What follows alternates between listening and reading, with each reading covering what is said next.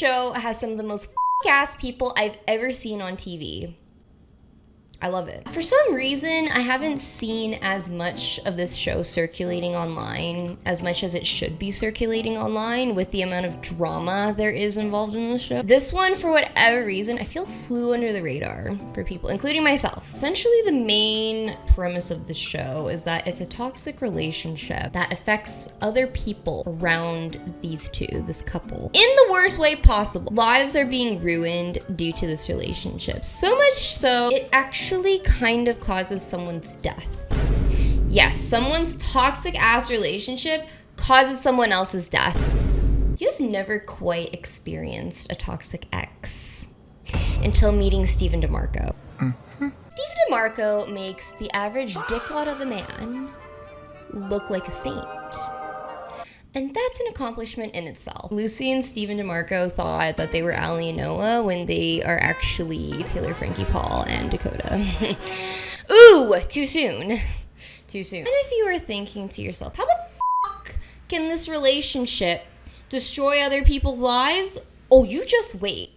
To give a little bit of a deeper overview of this show, though, if you just have no idea. I did say the low-key premise of it, but there's a little bit more. Tell Me Lies is a 3-season drama series that was released on Hulu in 2022, showrun by Megan Oppenheimer.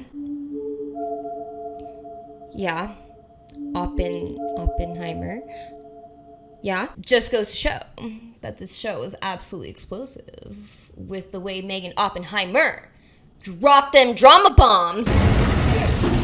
Based off of a single book by Carol Lovering, starring Grace Van Patten, Jackson White, Catherine Missal, Spencer House, Sonia Mena, Brandon Cook, and Alicia Crowder. And it goes back and forth between the college year timeline of 2008 to 2009 to present day timeline of 2015, but mainly focusing on that college 2008 timeline, and follows this group of college friends and their insane drama intertwined with each other, namely to do with Stephen DeMarco and Lucy. The only way I could really do this video is going over season by season, really. Honestly, I really want to intro you guys. If you have not seen the show, I really highly recommend. It is so freaking good. And then you come back and we can discuss it here, because I have to paint that picture. I have to go from season 1 all the way to season 3. Okay, that's the only way to do this. On a side note, this show is 10 times hornier than I thought it was gonna be. Every episode,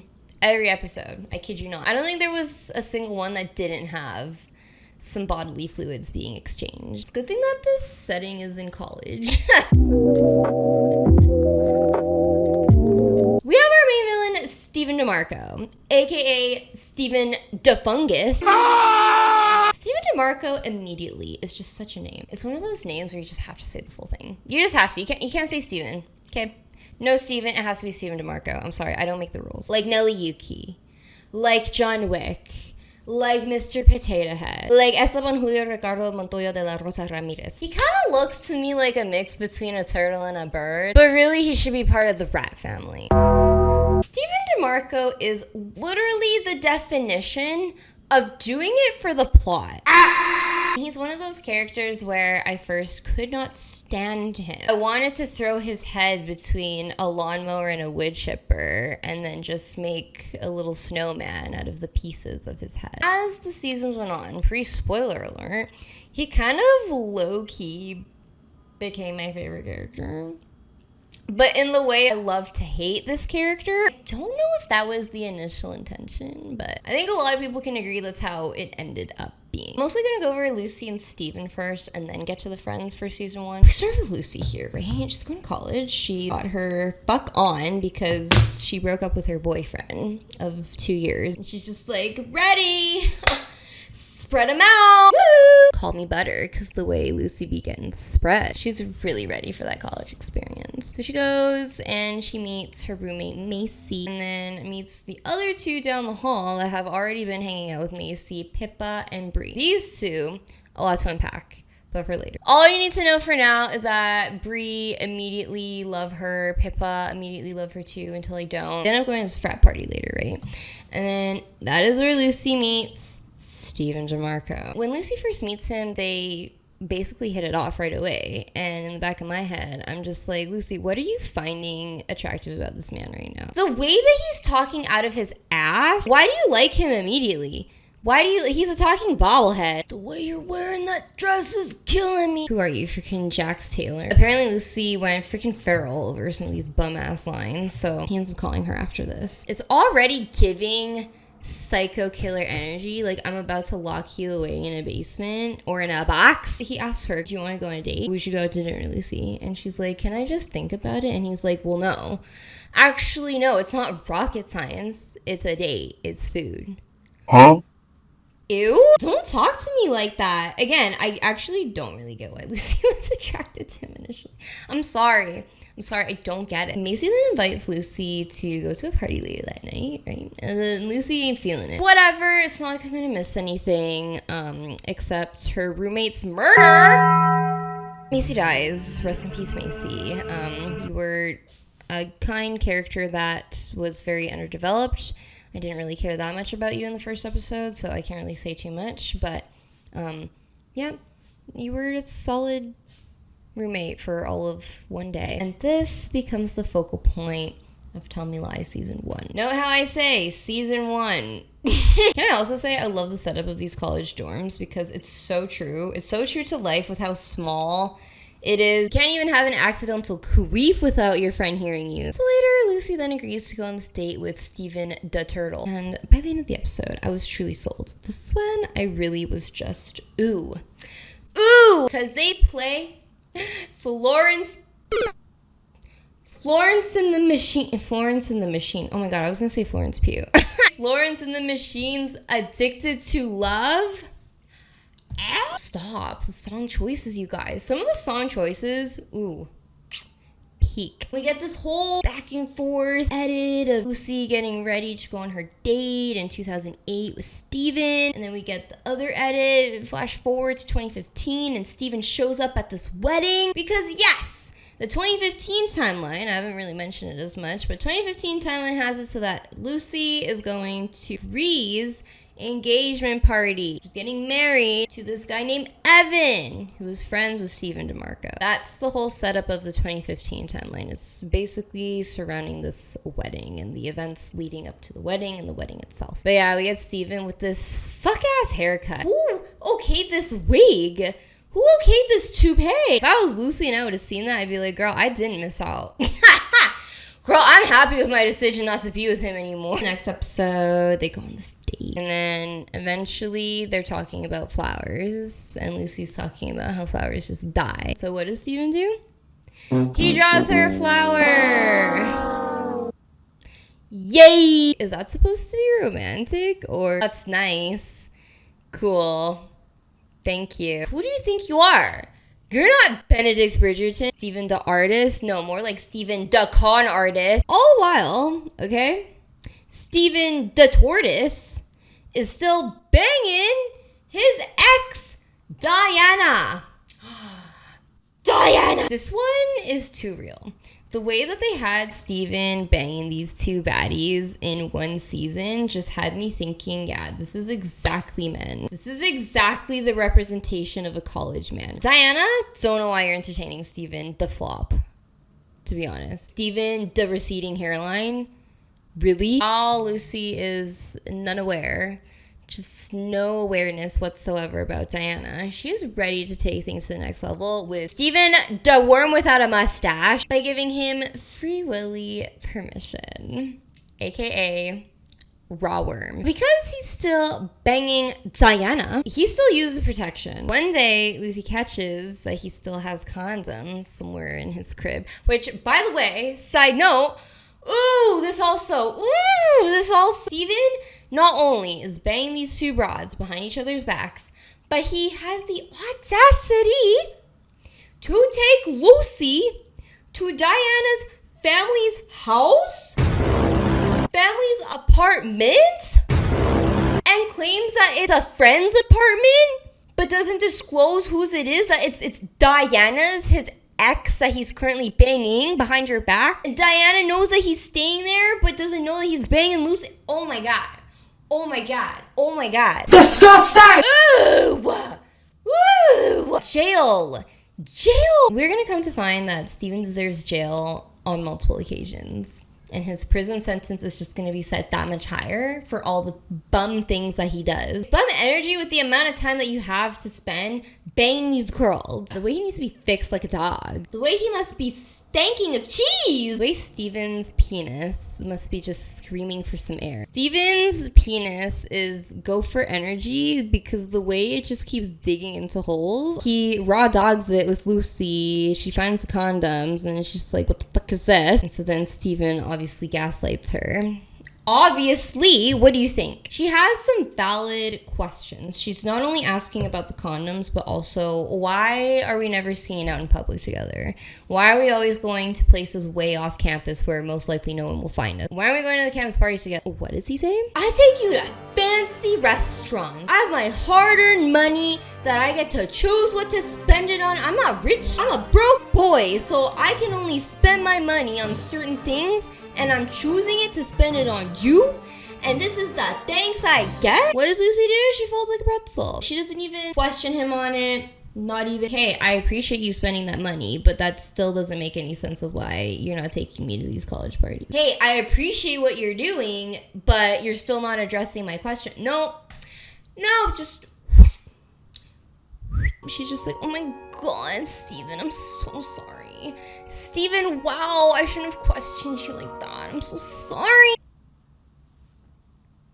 Okay. Go study, Lucy. You're in college. Go pick up a book instead of picking up this man's crusty old sack. Eventually, they both go home for Christmas. Lucy, on one hand, has mommy issues because her dad died of cancer, I believe, some kind of illness. And while he was dying, her mama was out here whoring it up with his friend. That's in Lucy's brain. That's how Lucy sees it. My mom wasn't there for my dad. I was there for my dad. And literally, the day he died, I was calling her. She didn't pick up the phone because she was banging his friend.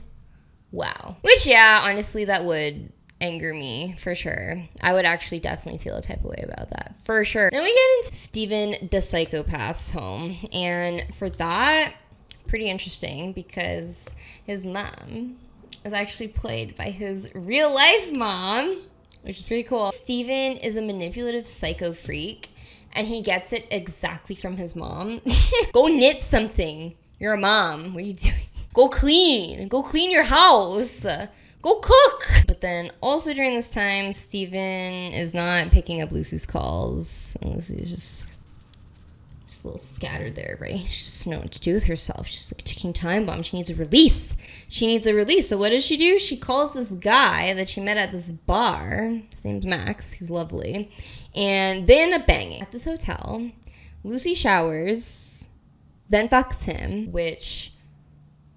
The way this girl is so unhygienic, you will come to find Lucy and cleanliness do not go together. Do not mix in terms of showering and having rancid bodily fluids. Why would you shower and then do that right after you showered? Why wouldn't you A, do it in the shower, or B, do it before you shower and then do it? Like, unless he was eating your ass or something. Not to say that you can't shower and then bang, obviously, because, again, I mean, sure, if there's some meals that are about to get served, you know what I'm saying? If some sushi is about to get on his plate. But still looked at it a little sideways because I'm like, girl, you're going to have to go shower again. I hope you know that. I hope you do that. Which I doubt she did. Someone had better given Lucy a bar of soap for Christmas. Secret Santa, I'm gonna give you a Bath and Body Works gift card. How about that? Filthy. I smell the ocean. She calls Bobblehead right after this whole exchange with Max because he is actually the one who she ends up opening up to about her mom and the dad and all that situation. And then he makes a very valid point in calling her out and saying, hey, I think maybe you're depressed. Maybe because you don't feel anything after that happened and you don't get excited for things. Maybe you're going through a depressive state right now. Maybe you should talk to someone about it. Maybe go to therapy for it. Which is so valid. And then you know what she does?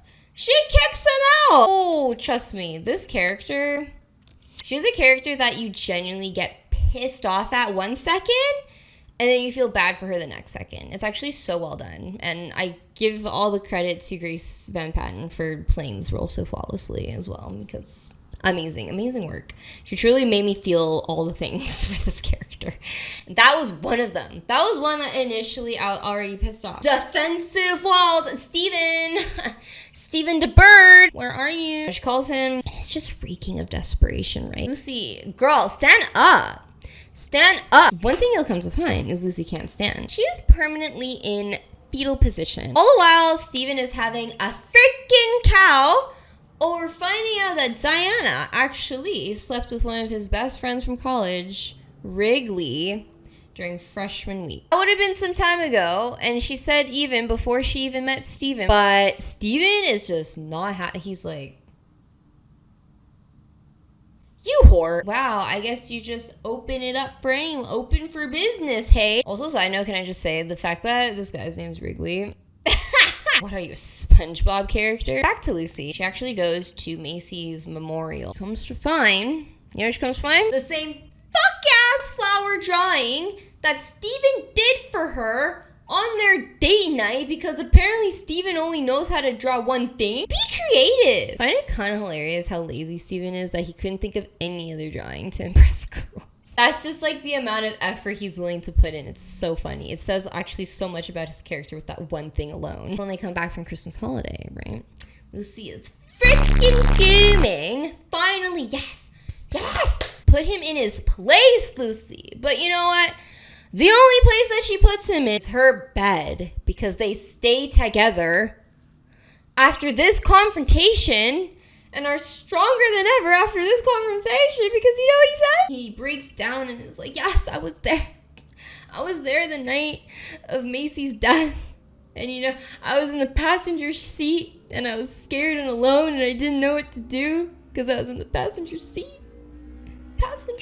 And yeah, she folds. Immediately doesn't care that he lied to her about any of this. Does not care that he lied to her about hooking up with Macy. Doesn't care. Doesn't actually give two shits. And she immediately folds. Lucy is a cotton shirt with how easily she just folds. Lucy is laundry with how many times you can fold her. From this point on, from when Steven tells Lucy about the accident and about being in the car, he also happens to tell her that Drew, who I haven't talked about him yet, but it's coming into play, he was the one that swerved and made them swerve out of the way as his vehicle was coming more dead on towards them for the accident. Drew just so happens to be Wrigley's younger brother, and also happens to be someone that Bree was interested in, but then because of the accident, he ended up getting into a spiral. He doesn't want to talk to anybody. He gets depressive. So Steven knows this. He tells Lucy this, and so Lucy is just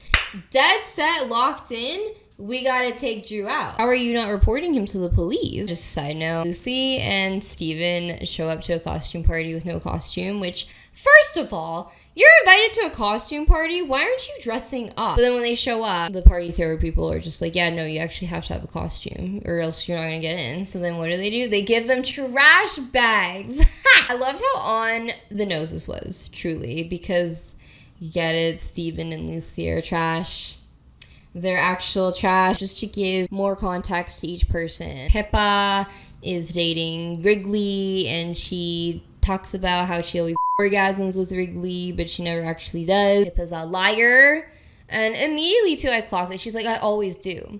And it's funny because the other girls, too, seem like they don't believe her because, yeah, how do you always? Really? Who are you trying to fool? Girl, be serious. Pippa also ends up finding out about the whole Drew situation, that he was in the car when they swerved the night that Macy died because Wrigley tells her because they're dating. Bree just has insecurity issues, which it does play more of a bigger role in the later seasons, especially season 2. But she has insecurity issues. That's all you really need to know about her. Evan, I liked him at first until I didn't. Evan is another one that's friends with Steven. He seemed pretty cool. I liked him. I was rooting for him. And then I wasn't. I very much was not by the end of the series. Let's just say that. Back to Lucy being absolutely ride or die for Steven. Lucy really thinks she's the main character when she actually is. But I just hate it when main characters act like main characters. So the thing is, right, we go on this whole camping type trip. Not really camping, it's glamping, because it's with Evan's $30 million estate. Not $30 million, but it's like like a really expensive looking ass property for his birthday. They're celebrating his birthday out in this really bougie wilderness site. I'm just having such a hard time describing this right now. What is it called? Not a cabin, because it's not even a cabin. It's just like a home in the wilderness. Anyways, he's rich. That's all you need to know. And then Steven just proves more and more so in this episode how he's the biggest turd ever known to man. Like dinosaur size. There's one thing Steven DeMarco is the number one spoon. He is a spoon, you guys, because the way he be stirring that pot. Steven DeMarco is a big waist down. What's for dinner? Chili. Steven's making it. What does he do during this birthday trip that's supposed to be about his friend's birthday, but he just wants to make it all about Drew? Wants to make it all about Drew and isolating this poor guy right here. He tells Drew that Wrigley told Pippa about the incident, obviously conveniently leaving out the fact that he himself told Lucy about the incident. Makes it out like Wrigley is a dick for doing that. He's like, whoa, look at your brother that he just told his girlfriend like that. You never know what that girl's gonna say. Maybe she's gonna spill it to people. How could Wrigley do that to you? He's supposed to be keeping it a secret like I am. Then he also tells Wrigley that he should be getting Evan and Bree together so that it gets Drew away from Bree and isolates Drew that much more. I ship Evan Bree. I ship Brevin. Wrigley, obviously, because he's such a sweet soul, you're going to come to find that Wrigley is the purest of souls in this TV show. The only one that can do no wrong. He believes what Steven's convincing him to do, and so he ends up, trying to convince Evan to go for Bree so that they can hook up, and then it's no longer Bree and Drew, but it's Evan and Drew. Sorry, but it's Evan and Bree. And why is Steven doing this? Because he's bored. He's like, it's 2008, nothing is happening. I need to be the cultural event that happens in 2008. He really thought Beyonce's Single Ladies wasn't enough. All seriousness now, I think with the whole Wrigley thing and making the tension between Wrigley and his brother is because he simply hates him right now, just from finding out about the Diana thing. Again, Steven is a psycho. Like, that was years ago before they even started to date. Steven wants Drew to feel isolated and mission accomplished for now. Then Evan just has a fit, an absolute fit, when no one is celebrating him or his birthday because he realizes everybody is just a selfish prick. And I, again, felt bad for Evan at this point. I thought he was a good guy. Don't we all think that at first? He ends up sleeping with Bree. Cool. Liked it at first until I didn't. From this point on, they are officially together for now. Afterwards, things get a lot worse. Lucy ends up taking the crown as number one piece of shit because Pippa eventually confronts Lucy about Steven being a freaking psychopath. And you know what she does? She's like, actually, I think Drew's a psychopath. Actually, I think we should be looking at Drew. And Pippa is trying to convince her because she knows about the incident. And she knows that Drew was part of it, but she knows that that was an accident on Drew's end. So Pippa is defending Drew right now. And then Lucy, pretends like she doesn't even know, which red flag in itself, okay? She's talking to what's supposed to be one of her best friends. I mean, I guess they just met, but, supposedly one of her best friends. And she chooses this piece of shit over her best friend. She pretends like Steven never told her. And from hearing this information, that Drew was involved in the incident, she then just attack mode on Drew. Why are we defending Drew? Drew is the problem. Drew is the issue. Shouldn't you guys be reporting him to the police? So why are you guys defending Drew? And then Pippa outs Steven because in an earlier episode, he even threatened Pippa because he knows that Pippa knows about this Drew situation and disgustingly low-key threatened her, which, ew. So Pippa just goes above and beyond, tells Lucy, girl, your man is not right. Your man is not right. Your man was in the passenger seat. Why aren't you looking at your man? Why aren't you looking at the psychopath right here? And Lucy's like, no, it's my man. It's my man. It's my man. It's my man. And Pippa, she finally tells Lucy, Kate, well, he actually threatened me, so he's not a good person. He's not a good person. And Lucy's just like, I think you're wrong. Can you believe that?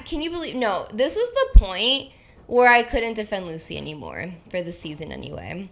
This was the point where I said to myself, bitch deserves what she has come to her because, if my girlfriend didn't believe me and is defending a man that looks like this? Looks like a freaking duck? Are you kidding?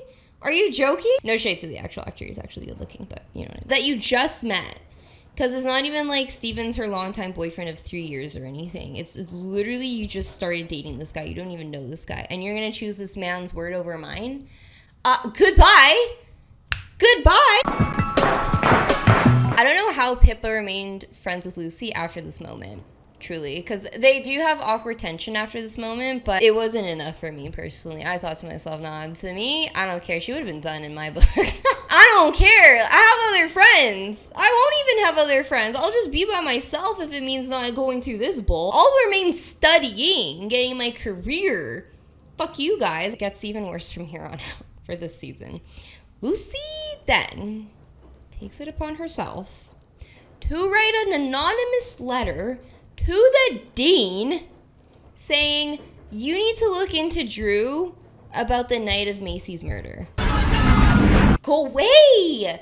Go away! She does that for literally no reason.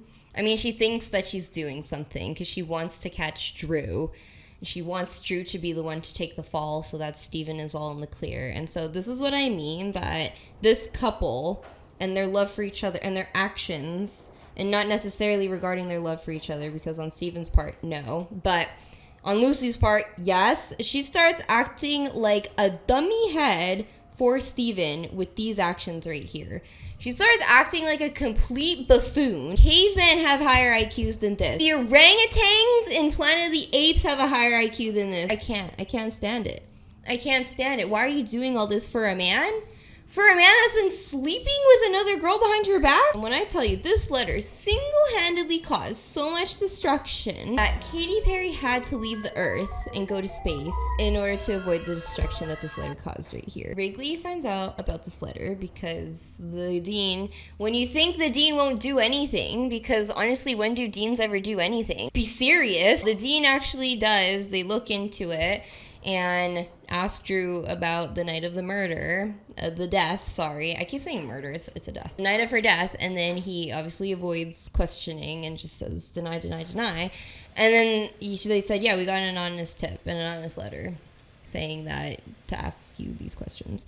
And so then Wrigley's like, who the frig did this? Who could even do, how many people know about this? So we have Steven, we have Wrigley, and we have Pippa. So who is the most likely to out me to the dean? It's not going to be my brother. It can't be my own brother. It can't be Steven, because Steven's been such a guy. He's been having my back through and through.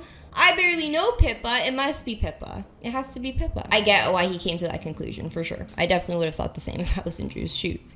And so he confronts Wrigley. Wrigley is like, I didn't do it. I didn't do it. And then he's like, well, then who did? It was your dumbass girlfriend. Ooh. Wrigley obviously starts questioning Pippa because, again, Steven, he's got those claws. He's got those tentacles in people, right? So he doesn't believe that it could be Steven. It has to be Pippa. And then it escalates so huge that Wrigley and Drew physically fight during a party, and everyone is watching, including Lucy. And Lucy just remains quiet the entire time. You terrible person. This doesn't make you feel bad at all to make you come forward and be like, yeah, I did it. But no, she remains quiet. I get that also because of freaking Steven, because if she admits it, then that admits Steven, and she wants to protect Steven at all freaking costs for whatever frig reason. And then Pippa, this whole time too, she's just denying it because obviously she didn't do it. But then Wrigley is like, Kate, well, it's between you and Steven. It's you or Steven, and I'm gonna believe Steven because that's my boy. That's my boy. At least he has bro code. At least he has bro loyalty. Where was that with Lucy? Lucy, why didn't you have your girls back when she told you about Steven? Oh, anyway. Pippa gets all the blame. Wrigley ends up falling off a balcony due to this altercation and breaking something. I forget what he broke. But he ends up having to go to the hospital for this. All of Lucy's fault. All of Lucy's doing this one. So, yeah. How are you feeling about Lucy at this point? Did you guys still like her at this point? Because I really didn't. I would like to know the thoughts. Please keep commenting all of your thoughts on this show. Because, again, none of my friends watched this one either. Oh my god, I keep watching shows that my friends don't watch and I have no one to talk to about it. Lucy's sitting there like...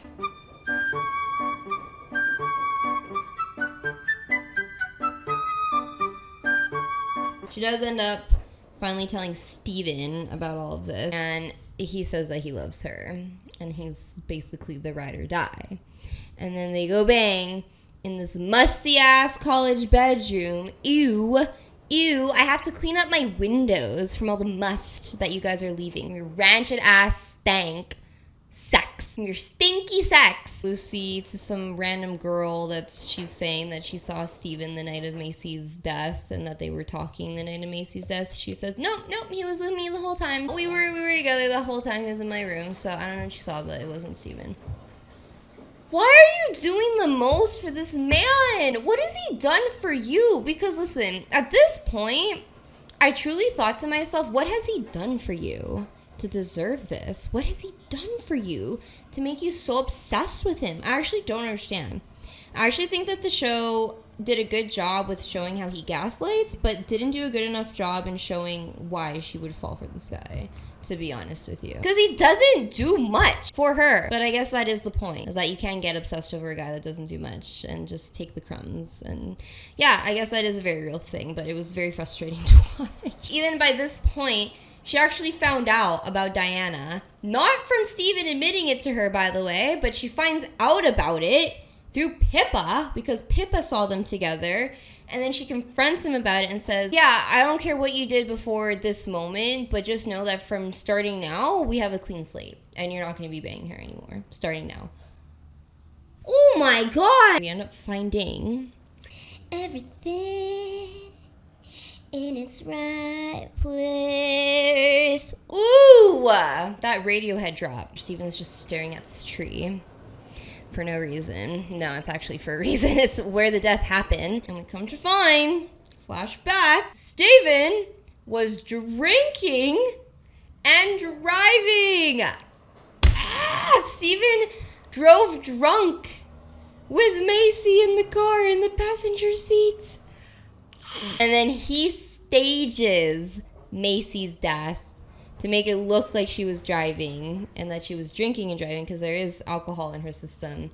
Deletes the texts, any texts of them meeting up that night, so that there's no incrimination of him meeting with her that night, and then just leaves. And then just leaves the scene. Oh my god! Ooh, I hate this man. I hate this man. I mean, we knew that he probably had something to do with it, but yeah, no, this is truly confirmed. Chill! Now that we go to present day, Bobblehead is freaking out right now that he can't get an internship. Actually, this whole time, I wasn't even paying attention. But I'm pretty sure he's going in for law, which is super ironic. Been dating Lucy officially. They said they love each other. They used the L bomb. It's been dropped. And they go to this Hawaiian-themed party together where Diana ends up being. And Diana just so happens to have contacts with her dad where Steven can get an internship should he want to. And Diana essentially tells him, yeah, you can either come be an intern for my dad, but get back together with me, or stay with Lucy and be a loser. Take your pick. What do you think he's gonna do? Well, Lucy's the love of his life now, so obviously he's gonna get back with Lucy, right? Obviously he's gonna go downstairs and get back together with Lucy. What? Nope! What the fuck? Jealousy, turning into a lullaby, it's killing me! Ooh, they ate down with this scene, okay? They ate He leaves her in a coconut bra. Lucy, in turn, in fact, is not left high and dry, but soggy and wet after sleeping with Evan! While he's fully dating Bree, her friend. Very classy, Lucy. So girl of you, Lucy. Oh my god. Of all people, right? Of all freaking people, you couldn't have chosen anybody else. I know he was right there, and I know it's on him. It's definitely on him too. Oh, don't you worry. Evan does not get off scot-free. But Damn. End of season 1. No, actually, one more thing. Present day. Remember way back when I told you that she had a friend from home? Actually, did I even talk about that? I actually don't even think I did. But she has a best friend from back home that we see at the very beginning of the show. We see when she goes back to visit for Christmas. She loves this best friend, childhood best friend. So it turns out, present day, the wedding coming up, she is now the fiance of Steven DeMarco. What is that? We didn't even see them interact once this whole season. Where did that come from? Ooh, that reveal? Dang. So we have a lot of bomb drops by the end of season 1. I quite enjoyed this finale. I quite enjoyed the season as a whole. Thankfully, I can say season 2, I would argue it keeps up.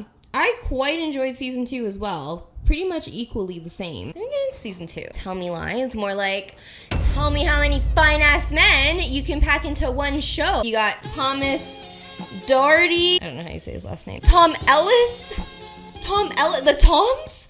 The Toms are thriving. When you cast these two fine-ass men for season 2, that's when I really perked up. I was saying like this before, and then I was like, I was sad. Let's start off season 2 by talking about the people that get into more main characters and that their stuff does start to bleed into the main storyline more. So we have Bree. I absolutely love her.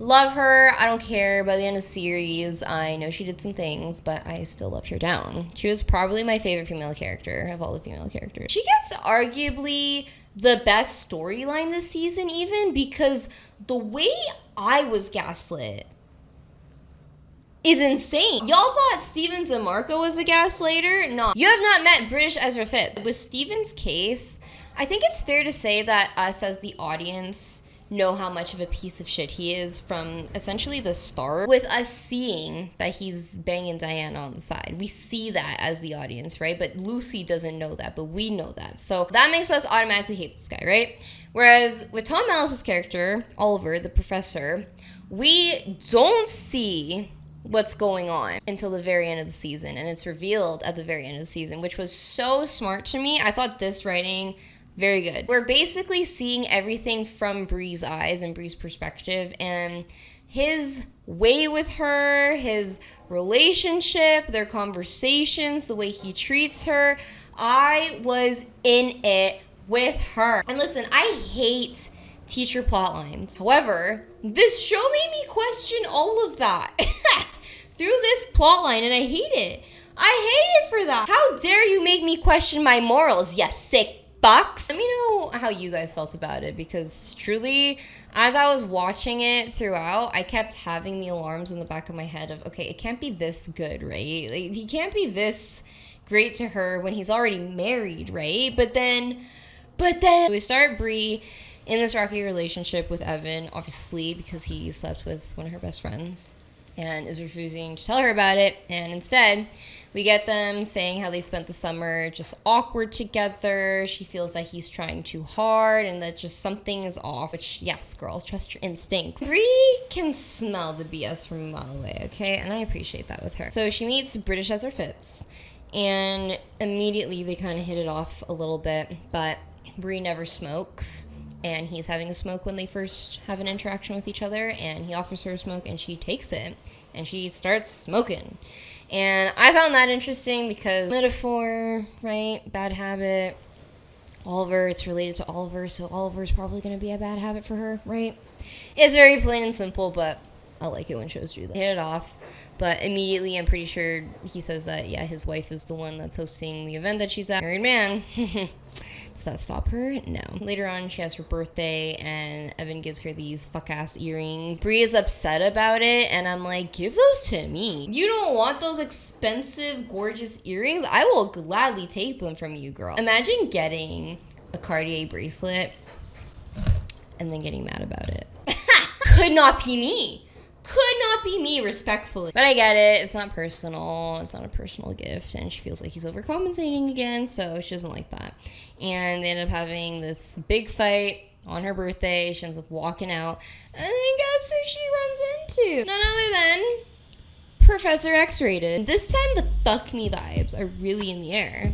They're immediately there, you guys. I'm getting that whiff. They talk again, and it's pretty much straight up. He makes her aware that he's into her, which was so soon for me. I thought that they were going to build on this, but no, he pretty much makes it aware that, yeah, I guess we both know how we kind of feel, but just remember, I'm a married guy. They don't make out yet, but they give each other these face kisses, and it's just, Ooh. More of that in TV shows, please. That was such a moment. Ooh. And I was getting so giddy, you guys.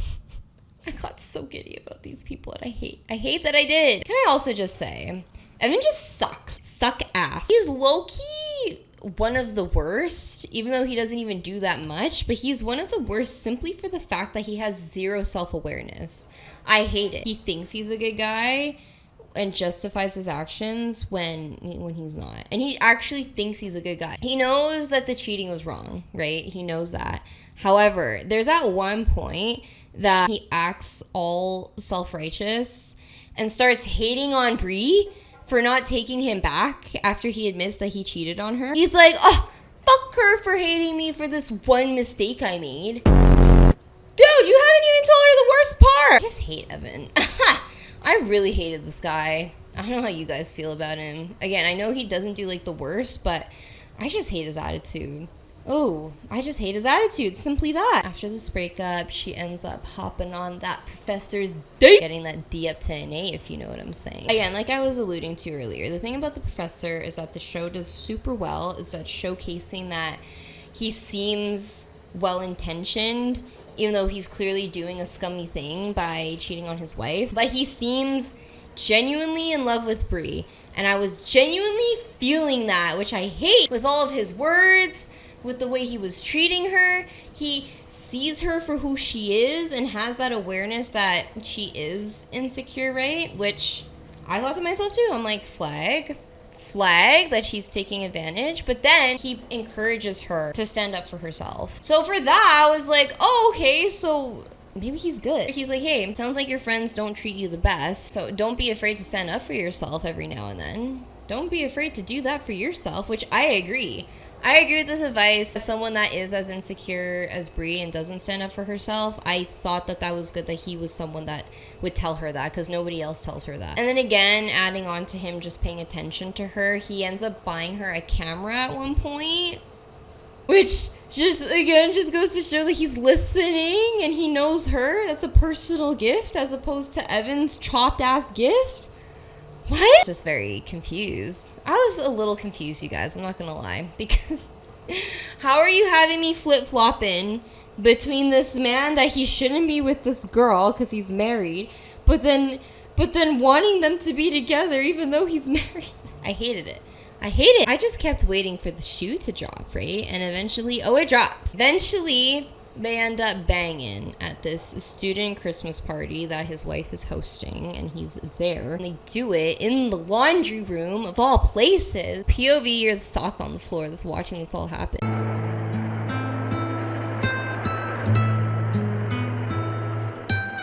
She starts to finally freak out and realize her situation, because there's a bunch of people here. His wife is like not even 10 feet away, so she feels gross. Finally, which, yeah, I would feel disgusted too. This is a married guy and his wife is just right there. So it starts feeling too real for Brie that she freaks out, but he calms her down by saying that I love you. And that's when I started to get the little hint of, I feel like you're just saying that to shut her up. But eventually she's like, nah, I gotta get out of here. I gotta go. She sees him just talking with his wife after this whole encounter. Like, you didn't just put me away like a wet mop. She really starts to be like, okay, bye. I'm gone, bye. But not really. After this, she freaks out. Also to note too, this whole time he kept saying to her that this is your choice. I don't want to force you into something without knowing that I'm not going to leave my wife. I'm just making that very clear. I'm not going to leave my wife. So if we do this, you just have to know that. So with him being consensual like that, and then I'm pretty sure at one point when they're banging, he does ask for her consent for something too. I kept thinking, there's so many green flags to this man. Like, what am I not seeing? Eventually, she comes back after this whole encounter and says, no, actually, I do want us to be together. No, I was being scared. I was being a puss, but no, I actually do want you. I can continue this relationship. It's fine. So then they go bang in his house, and then his wife catches her barely dressed in the bedroom, and he's showering. Instead of this whole, oh my God, freak out, which Brie was expecting, she handles this very calm. And she's very okay and too calm and peaceful about this, and just goes, where is he? And just tell me where he is. And then she goes, and then they're talking, and she's like, well, why am I not hearing screams? It is revealed that Marianne, which is the wife's name, who actually also so happened to be Brie's professor as well, and the husband are in an open relationship marriage. So she freaking knew the whole time. This obviously leaves a bad taste in Brie's mouth. She's like, why did you pretend and make this whole charade like we were secret when it was open this entire time and you could have been hooking up with me normally this entire time? And he goes, well, I thought that was part of the illusion. I thought that was part of your fantasy and your kink, was the fact that we were a secret and that we could get caught at any time. I thought that was part of it. And she goes, no, you sick fuck. You really think I enjoyed that? That was mental torture to me. I was feeling bad about myself this whole time, and here you are gossiping about our sex behind my back? Gross, ya crusty ball sack. Needless to say, Brie no longer entertains this relationship. That's that, and again, just fabulously done. I give the show kudos for this. They didn't reveal what a crusty guy he was until the very end of the season, so I like that, and I appreciate that.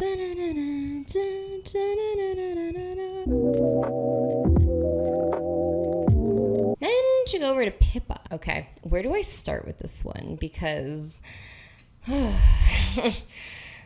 trigger warning. I should give trigger warning now. Yeah, I'm gonna do that. This is a very sensitive topic. As much as I love to joke around and have fun with you guys, I can't joke around with this topic. It's a very serious one. Trigger warning for SA.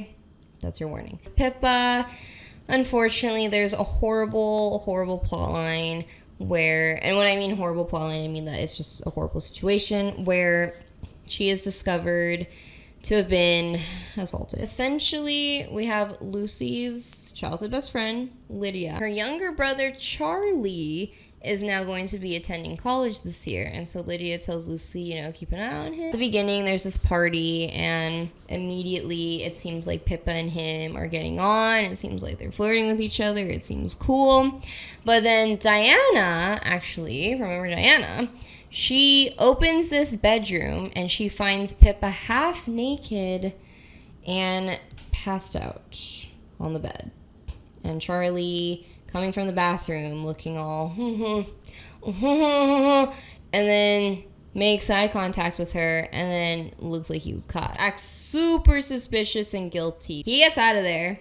And Diana gets Lucy to also help with getting Pippa to safety and make sure that she's okay and put to bed in her dorm room. And needless to say that unfortunately she was essayed by this point, and we don't get the full graphic details as to how much, but as far as I'm aware, as far as the show paints it out, is that it wasn't full on, but it was enough that it was, that it was without her consent and things were happening without her consent, unfortunately. So, yeah. Just imagine you're Lucy and you find out that your best friend since childhood's little brother is a predator. How do you handle that? How do you actually handle that? That's actually, this whole plot, it did me right in. No, I have so many feelings and thoughts about it. If you can put yourself in Lucy's shoes and just how terrible of a position that's in, because on one end obviously you have your childhood best friend and that's her brother that she does love dearly, and he ends up being a predator, and you have your other friend that obviously she was done very wrong by this man, and so you know what I mean, it's just brutal. Obviously I would want to do the right thing. You know what? I'm sorry. I know we have this many years of friendship, but I have to be honest. This is what happened.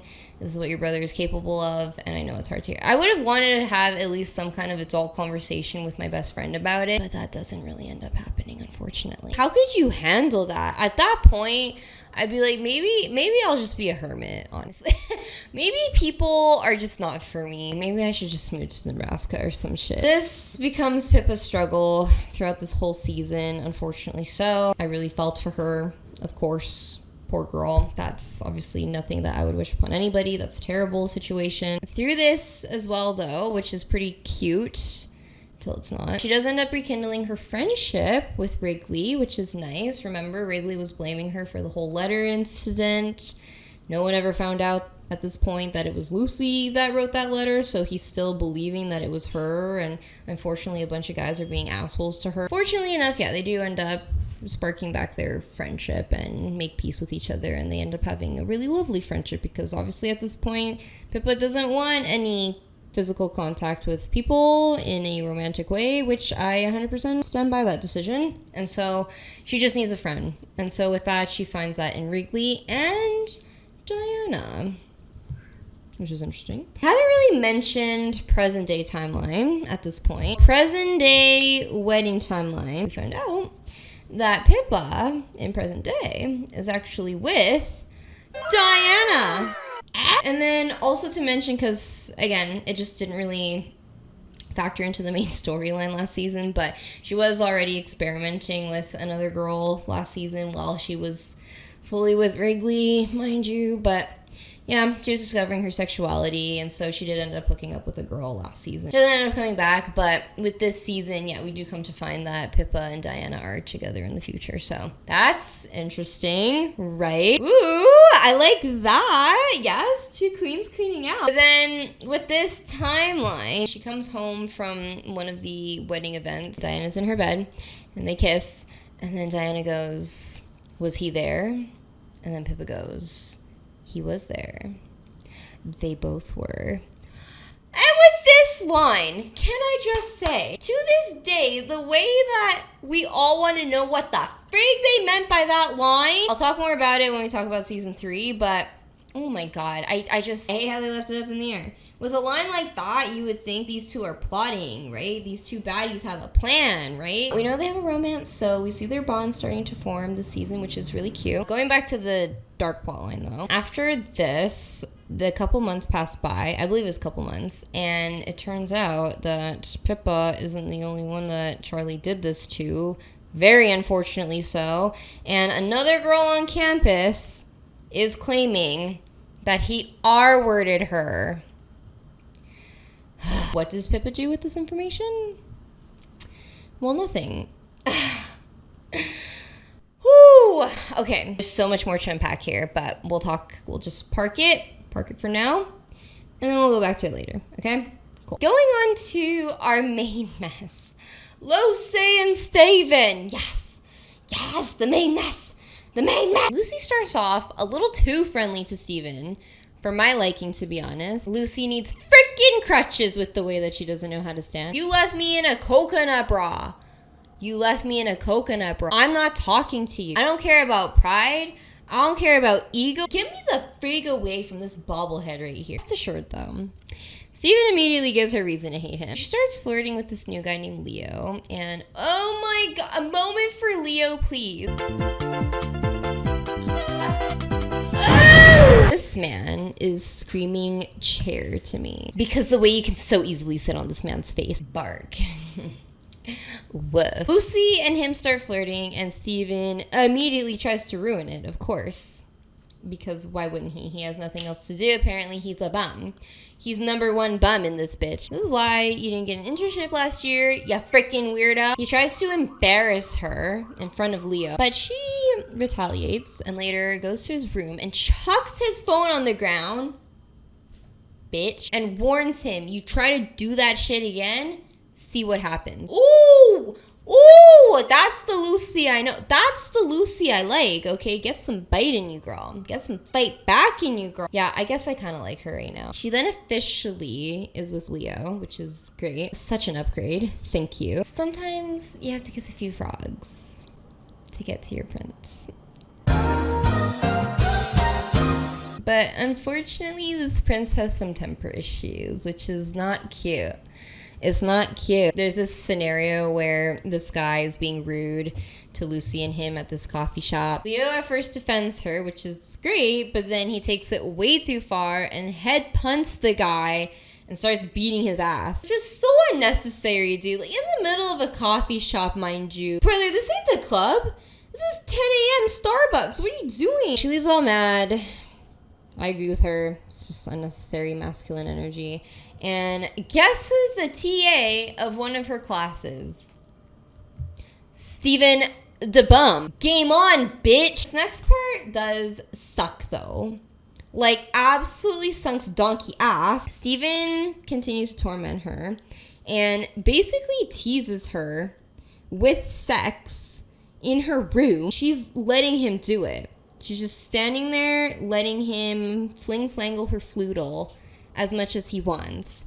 And you know what? He pulls away and he tells her to her face, "This is embarrassing for you." Whoa, see, you had it. You had the one up, girl. And then you just fell. And then you just fell back down. I hate this for you. So he leaves her like that, right? Now it's Lucy's turn. It's Lucy's turn to get back at him. You know what she does? She tells Diana about the Macy thing. Oop! Tells Diana to her face, yep, Steven single-handedly was part of Macy's death. And low-key, I think he kind of murdered her. You know what Diana does? She doesn't even believe her. Which, again, with Diana, it just, I hate it because she's so smart with her studies, but she's not smart when it comes to this man until she is, but kind of not. Now, the tea on Diana this season, which pisses me off to no avail. We'll talk about this actually for a second. I'm going to segue to Diana. I just don't understand what was going on in that big brain of hers because, oh my God. Essentially, Diana comes up with this whole plot that eventually she does find the unsolicited photos of Macy on Steven's computer. And you know what she does? She deletes them. And so you're here thinking, okay, she deleted them probably for a reason, right? Probably to protect Steven, right? Because she loves him so much. But no, it turns out after she finds those photos on his laptop and realizes that what Lucy was saying was true, because also he ends up going to the hospital, they do an x-ray on him and essentially say that he has some bone jagged up, all messed up, because most likely due to a steering wheel for a car crash. And so that's when she realizes, yeah, he was probably part of the car crash. But then she makes this whole plan to then have it so that Steven thinks that he won and that he made the decision to break up with Diana, when actually she makes it happen and manipulates it so that Steven can break up with her, because she says to Lucy later on that you have to make Steven think that he won. You have to make him think that he won, or else he's never going to leave you alone.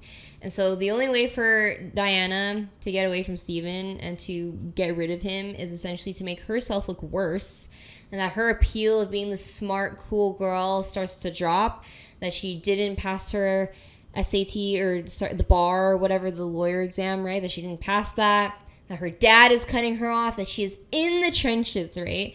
So this makes her look less appealing to Steven. And there he goes crawling back to Lucy by the end of the season. And Diana is fully done with him, right? And it's revealed that it was this whole plan. She just made all that happen so she could get away from Steven. Woo! Woo, woo, woo! I love that plan. However, why was part of that plan deleting the freaking photos? Why would you delete the photos? There was no reason. If immediately she was planning, because after this, yeah, she starts to plan all of this so that she can get away from him. Why not send the photos to you quickly, delete that so that it's not on Steven's computer so he can't see that he sent it to you, leave them there, delete your nudes, because this does come into play later too. I know she had like a bit of time, but to delete her photos, why? Why? To this day, I don't understand why she deleted those pictures from his computer, because that to me seemed like she was trying to protect him. It seemed like in her brain she registered that she just needed a plan to get away from him. So why would she delete the pictures? Because if anything too, that would reveal that she knows about the Macy thing if he looks on his computer and just so happens to see that those are gone. So A, why not just leave them there? Or B, yeah, why not incriminate him, have leverage for the future, and be like, yeah, I have it on here that you sent these to me from your computer, so I can easily have the police looking into you, into Macy's death. I don't get it. You guys tell me if you can find a concrete reason why Diana would choose to delete those pictures, but I truly can't. I truly don't know why she did that, and that was the biggest goof up I think that Diana ever did. Back to Lucy. Things aren't looking too great for Lucy. So what does she do? She goes back to Leo, tries to communicate with him properly, and tries to understand his anger and temperamental issues, which is pretty good. He's self-aware about his temper, which is good, but in the back of my head, I was thinking to myself, have you ever hit a woman though? Truly, that was my fear. And it's really sad, but truly was a fear to me. Thankfully, no. Okay, thankfully that doesn't happen to be a thing. I thought maybe he was going to get aggressive with Lucy at one point, but no. No, he's fine. Lucy and Leo, better yet known as LOL, meaning Leo opening Lucy, because that's all they freaking do. I'm just kidding. They haven't actually done it yet, but then when they do, they can't stop. They're like freaking animals. The episode where they're trying to hook up for the first time is actually pretty sad because it really highlights Lucy's trauma with Steven, because she's just that paranoid with her experiences with Steven. The whole condom thing, remember? Throwback to that. She finds a bunch in Leo's drawer and is like, hey, why do you have a bunch of these when we're not hooking up yet? And why do you have them? And he's like, just in case, for when we do. And then she doesn't trust that though, and starts questioning the shit out of him. It starts a whole fight between these two when they're doing so well. He eventually does calm her down, but then she starts getting a little more aggressive to a point where she's just like, yeah, choke me. No, but actually choke me. Freaking choke me. He doesn't like that. Leo's like, I want to make love. And Lucy's like, I want to.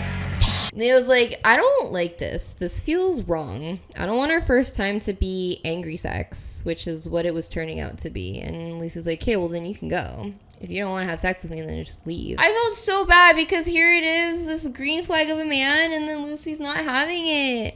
Lucy. But they make up later, so it's fine. Things start to really come to a head when Lydia decides to visit. They all go to this frat party, and then Steven's little sister is there as well. And then Steven is obviously putting a bunch of garbage in the sister's head, saying that Lucy was an insane stalker. Whereas Lydia has all of this information about Steven, so she goes up to him and calls him a thumb. Ya freaking thumb. That was a queen move. I'll give Lydia that one. The sister comes back up to Lucy and goes, well, you're actually a psycho, so you should leave my brother alone. And she goes, you think I'm stalking that thumb right there? No chance, girl. And she just lays it out for her. She says, he is not a good person. I know he's your brother. I know you think the world of him, but he is not a good person. And so then immediately this makes Steven rage. The next day, he's calling her up the ringer, and she's just not answering. Lucy's like, I'm not having it today, Steven. Call your dad. Oh, just kidding. He's not around. Ooh, he's still freaking fuming. So what does he do? He sees Lydia and approaches Lydia and tells all this shit to Lydia, making it seem like Lucy was talking smack about her this whole time to him when it's obviously not true. Lucy, obviously it's out of context. You would imagine that Lucy probably told him these things in confidence, but in a cute kind of way. But then he makes it seem like she was trash talking her. And so Lydia starts believing this because also next morning, turns out that's when the allegations happen about Charlie, her brother, having R-worded this other girl. And she's just like, I can't believe this girl would do this to my brother. That's absolutely horrible. There's no way he would do something like that. And Lucy's like, well. And Lydia's like, no, wait, talk. Say something. Say it with your chest. And Lucy just doesn't say anything, which, I get it. Pippa was right there. So obviously you don't want to say that in front of Pippa. I don't know. Tell me your guys' thoughts on it. Because I get the confidentiality with Pippa. That is Pippa's story. That is on Pippa of what she wants to do with that information. I understand that. That is absolutely Pippa's right. However, when it comes to knowing that your friend's brother is a predator, if I was Lucy, and then again, tell me what you guys think of this, but I would have wanted to have a private conversation with Lydia and said, okay, you know what? I'm going to say this to you calmly. I did see him assault my friend, and he took advantage of her when she was drunk and passed out and potentially drugged. I would have. If I was Lucy, I definitely would have had that conversation. Let me know what you guys think about that. Maybe you guys don't agree with that because, again, that's Pippa's story, so I get it. Maybe that's not the right way to do it, but I don't know. I don't know, because it's your best friend of years. But yeah, Lucy doesn't have that opportunity, unfortunately, and she just remains quiet in front of Pippa and is like, I don't know. We don't know if she's lying. Lydia absolutely gets choked about this because she says, how could you even insinuate my brother would do something like this? What the hell? With this and the mixture of Steven getting into her head, Lydia's like, yeah, I'm out. I'm not your friend anymore. We're not friends anymore. We got bad blood now, bitch. Then Lucy, in retaliation, again, it's ping pong, back and forth. Marty Supreme, boom! She hands it back to Steven that she sends his nasty ass voice recording that he sent to her in her voicemail, chewing her out, to his sister. So the sister can hear how absolutely vile of a person Steven DeMarco is. And it's just, I love it. I stand by that she did that. It works because Steven's sister looks at him sideways now. She looks at him and it's like, yeah, don't touch me. Don't touch me. Don't get near me. Never has a nasty voice note sounded sweeter than licking honey off a bear's asshole to me. But that's not all.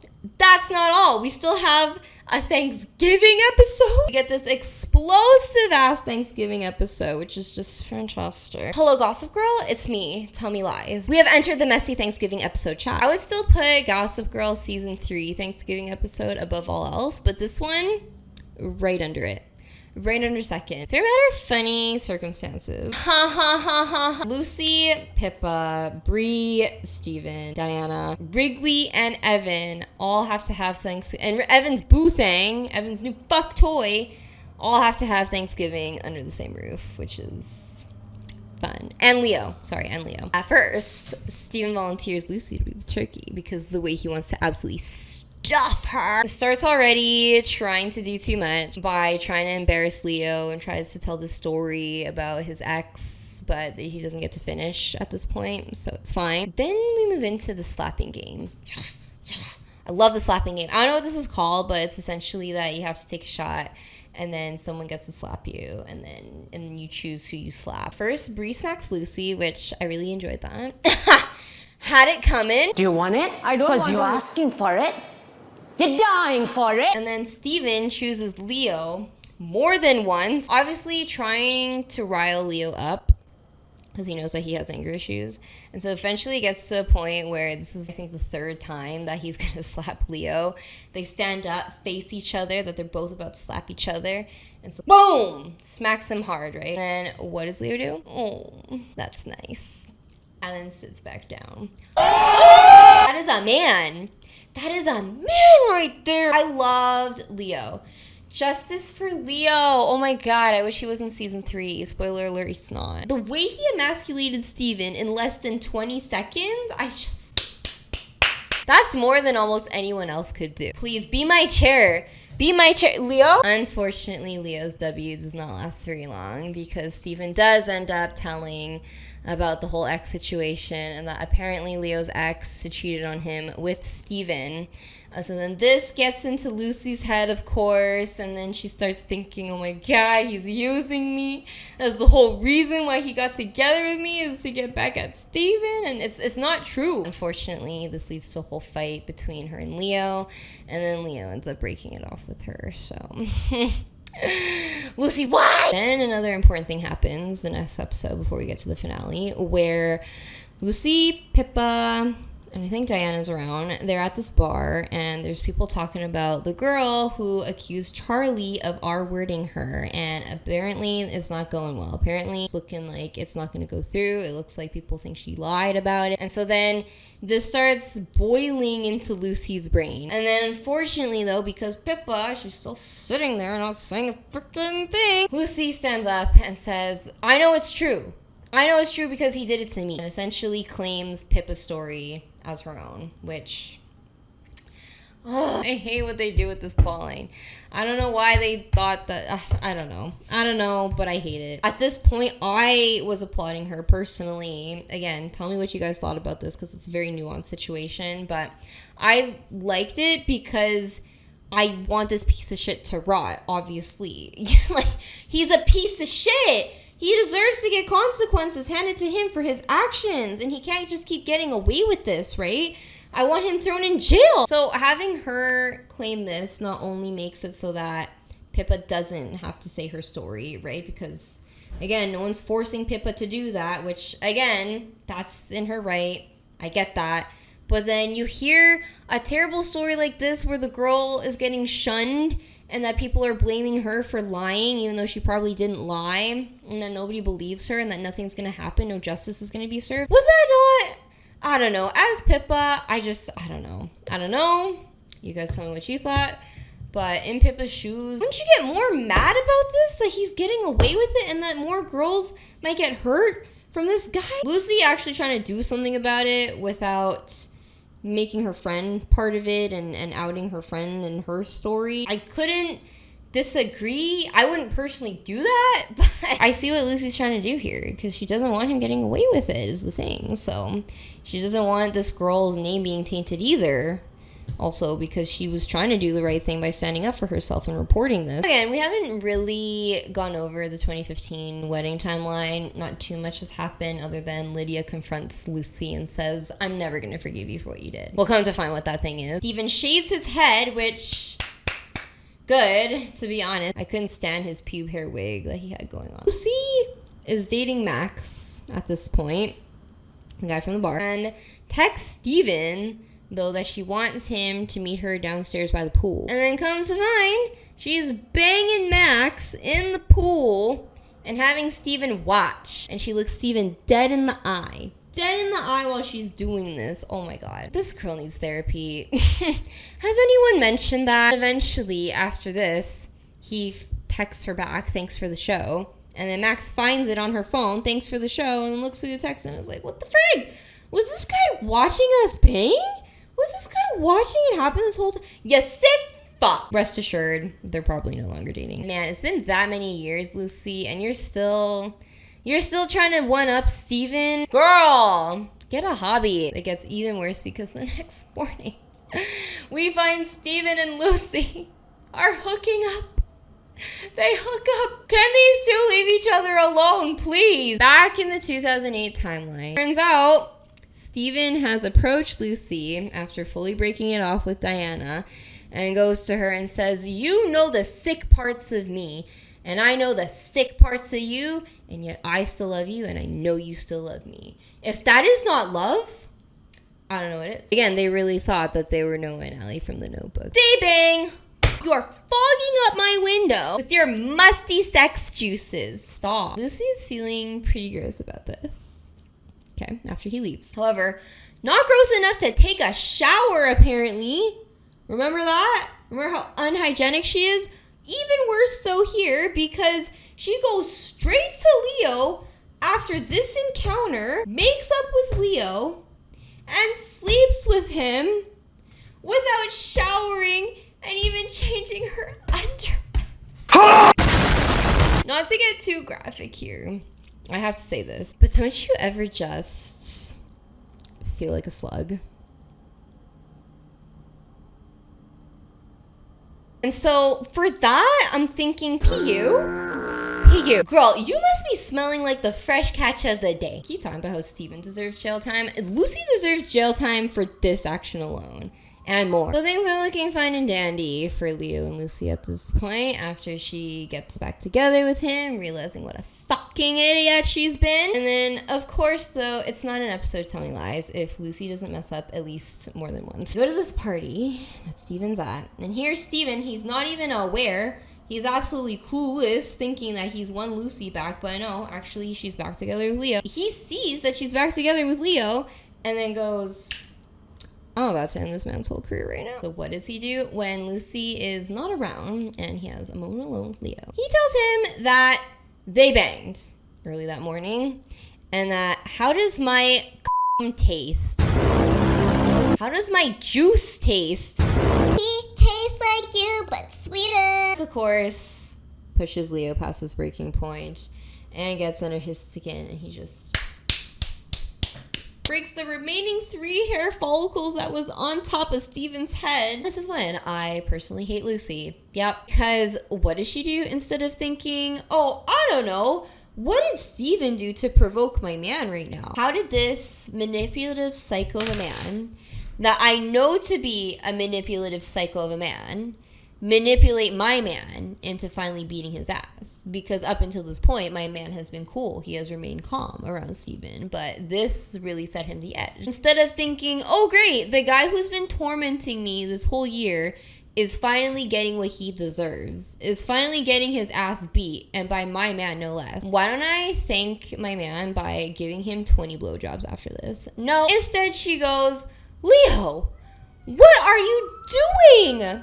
He's not even fighting back. Bitch, you better be joking. Needless to say, after this event, they are no longer together. Lucy has the audacity to break up with Leo after Steven manipulated, coerced him, obviously, put him over the edge by telling him that they slept together earlier that morning, getting his ass rightfully beat, and not fighting back. Lucy, would you not think he's not fighting back for a reason? You know how manipulative he is. She's aware of how manipulative Steven is. I just thought that was so stupid. I would have been clapping. I get it with the coffee shop guy. Yeah, that was unnecessary. But Steven the moon face? I 100% would have stood by that. She takes Steven's side of all things, which was just so stupid to me. Wrigley and his brother from season 1, Drew. Remember Drew? They end up having a grand old time together after a whole season of no communication. They finally get together, finally seem to have a great night together, and so whoopsies, he ODs. Drew ODs. Yep, Wrigley is torn up about this, obviously. He blames himself. But then Lucy starts to blame herself for it because of the letter.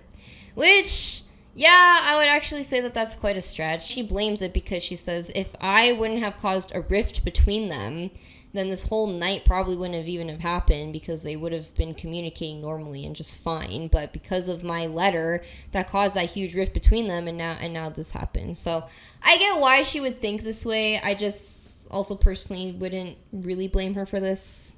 Personally, she feels guilty, which good. Feel guilty about something. I'm happy about that. But then when she's about to tell everyone that she wrote the letter, Steven intervenes and says he wrote the letter. And then, you know what? Wrigley immediately forgives him. And it's water under the bridge. It's fine. So what was the point of the letter? This whole letter drama in season 1 was for nothing. It led to nothing, and I hate that. And then, right before Steven and Lucy's relationship is about to take off yet again, Evan happens to confront Steven about sleeping with Lucy. And he fully admits to sleeping with Lucy. Steven goes, okay, well, what do you want me to do about that? Remember, too, how choked he was about Wrigley and Diana. And that's with them sleeping together way prior, before them even meeting, right? So they slept together with Steven fully in the picture, right? So he is choked. And so what does he do? He asks Evan again, can you just relay it to me again? I didn't quite catch that. Can you say again what you did? So you slept with Lucy. And Evan goes, yeah, I slept with Lucy, and I'm really sorry about it. Yeah, so you slept together. Okay, great. And you know what he did? He recorded their whole conversation. And saves it. And Evan asks him, yeah, you're not going to ruin my life, are you? And Steven's like, no, not today. We get the wedding day right before Bree is about to walk down that aisle. He sends that voice message to Bree for Bree to find out about it right before she's about to walk down the aisle on her wedding day.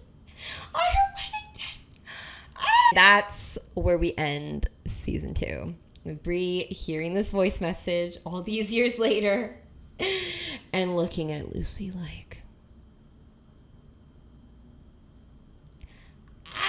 cinema.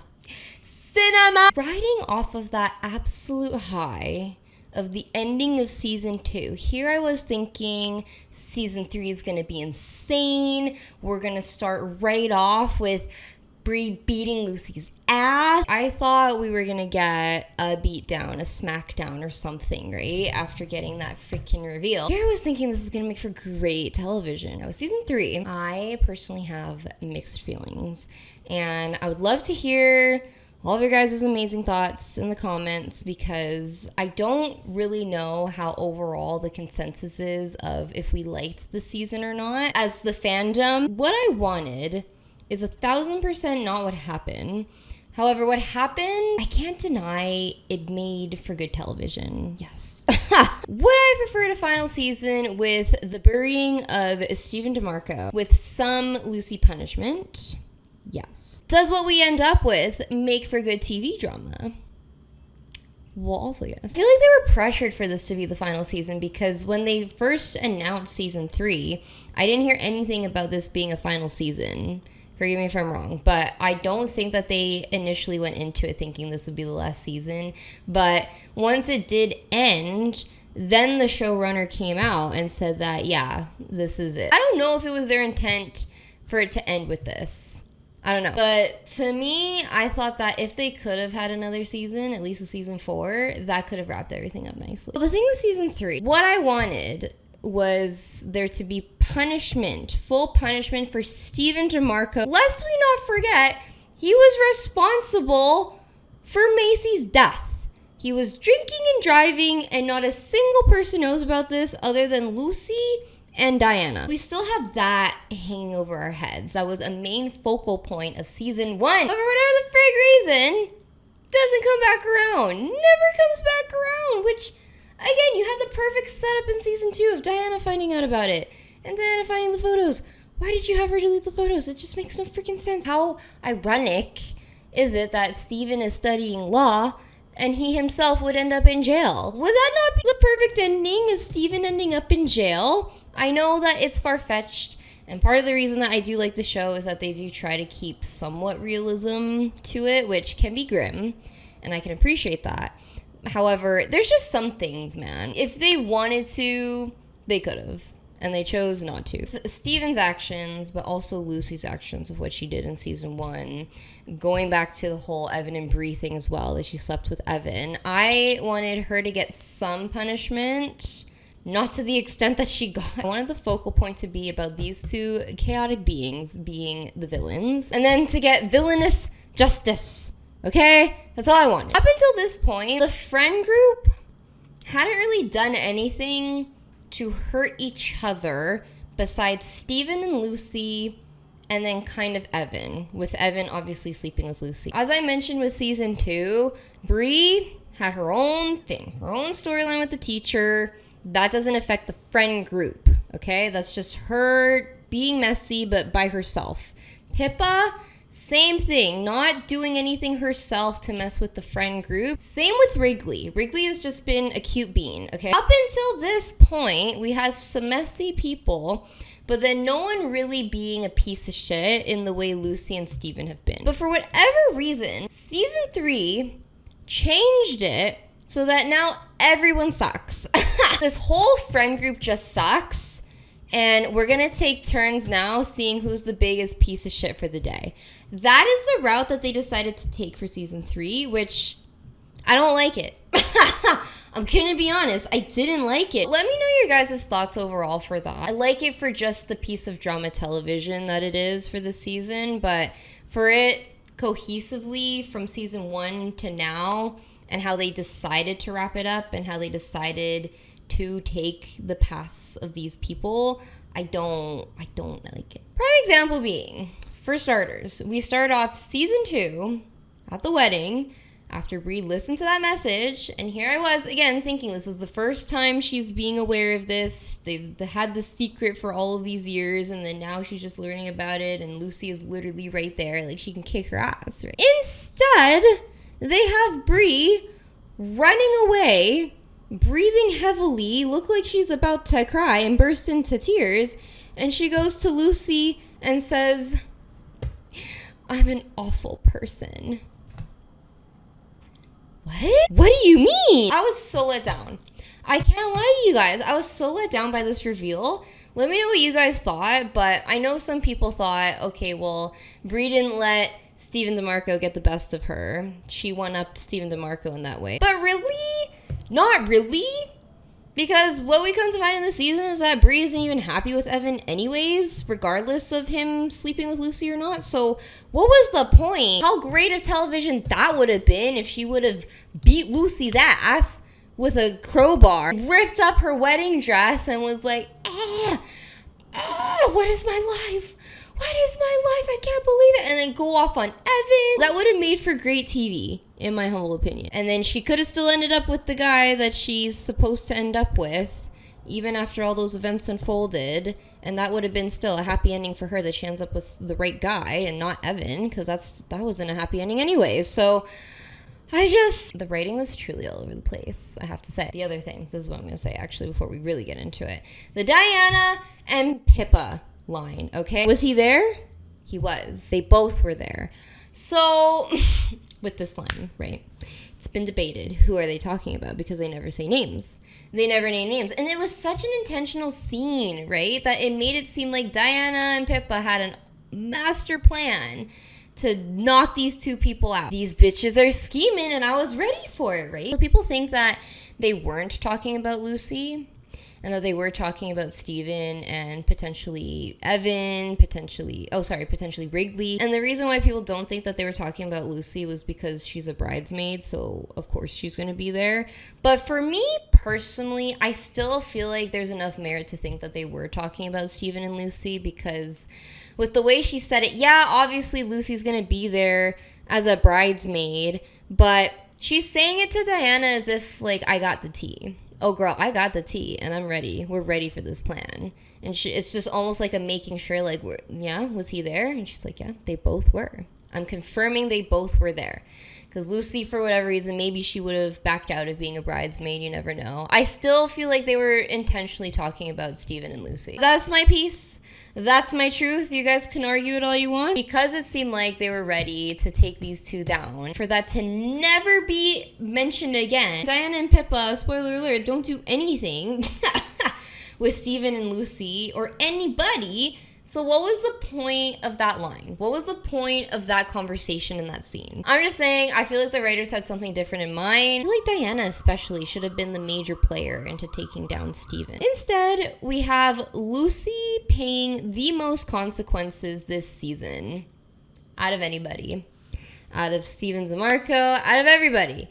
And for this, I have to say, I don't know why they decided to go this direction. Yes, I did want to see her pay some consequences for her actions, but not to the extent of what she goes through this season. Goodness sakes. I don't know why they had this girl suffer and decided, yeah, let's let Lucy be the one suffering for the final season and not Steven. Lucy, yes, again, she has done her fair share of shit, but the difference between her and Steven is that she does it with the intent of love. Because everything that she did in season 1 was out of love for Steven, and that because she's so obsessed with this boy and she loves this boy so much, she did the letter. She covered his ass. The same thing with Pippa when she said that she was the one that was assaulted. That was out of love, right? It's not out of calculated manipulative moves. But then Steven, on the other hand, he does things out of calculative manipulative moves. And it's for his own personal gain and his own havoc that he wreaks.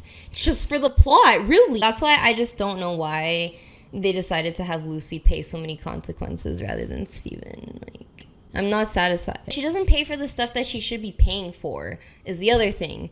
Because, spoiler alert, what she pays for is the assault claim. That's what she's paying for. She did that out of trying to get this predator in jail, trying to get justice for the other girl that did get fully R-worded by this guy. So, of all the things that you guys would have punished Lucy for, why this? Why this? Not the letter. Evan, I guess, to a degree, she is punished for that, kind of, but again, not in the way that I would want. Keeping the Macy secret because she only told Diana, so keeping that secret from everybody else, like, she doesn't pay for anything except for this, which I hate it.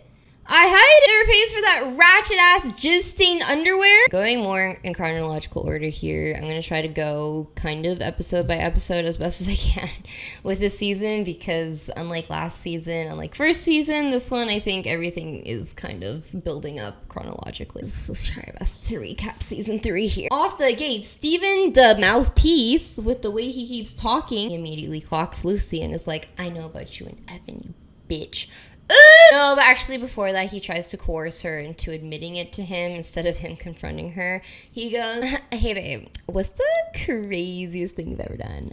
And then Lucy goes, I don't know, wear jizz-stained underwear to go fuck another man. She doesn't concede, obviously. She doesn't tell Steven because she thinks she can keep that secret, I guess, but Steven already knows. So then by the end of that episode, of the first episode, he goes, yeah, I already know about it, and I gave you so many chances to tell me, and you didn't take it. So now she goes, what are you gonna do? What are you gonna do about it? She's just freaking out, right? She's having an absolute cow. And Steven genuinely doesn't know what he's gonna do, actually. He's sitting there, rainbow wheel, processing the information right now. He says, I don't actually know. We'll see. On another note, Bree ends up finding British Ezra Fitz's next victim. She does come to find eventually that she is actually sleeping with him, and she is only 18 years old, or that she just turned 18 years old. What the fuck? Jail! Why aren't any of these men in jail? Also, I might be wrong with the timeline, but it's either the first or second episode. Pippa, on the other hand, okay, she ends up finally hooking up with Diana, which we're like, yes, my queens. But interesting to note that Pippa's actually with Wrigley again. At this point, they're dating again. They ended up being friends, but then dating because after the whole his brother ODing thing, she just feels like she needs to be responsible for him to a degree. And with that responsibility comes an occasional bang. And she's complaining about it, okay? She's complained about it to Diana, how she feels essentially trapped in this relationship, that she can't just break up with him or else he might do something to himself, if you know what I'm saying. Because he seems depressed, and so she doesn't want to break up with him because of that, and so she's kind of stuck in that relationship, but clearly wants to be with Diana. So just remember that, okay? Remember that. Steven's already embarrassing Lucy, of course, on his bullshit behavior, back on his bum behavior with nothing else to do, and leaves her hanging by herself on stage for karaoke. What? You ain't no Troy Bolton.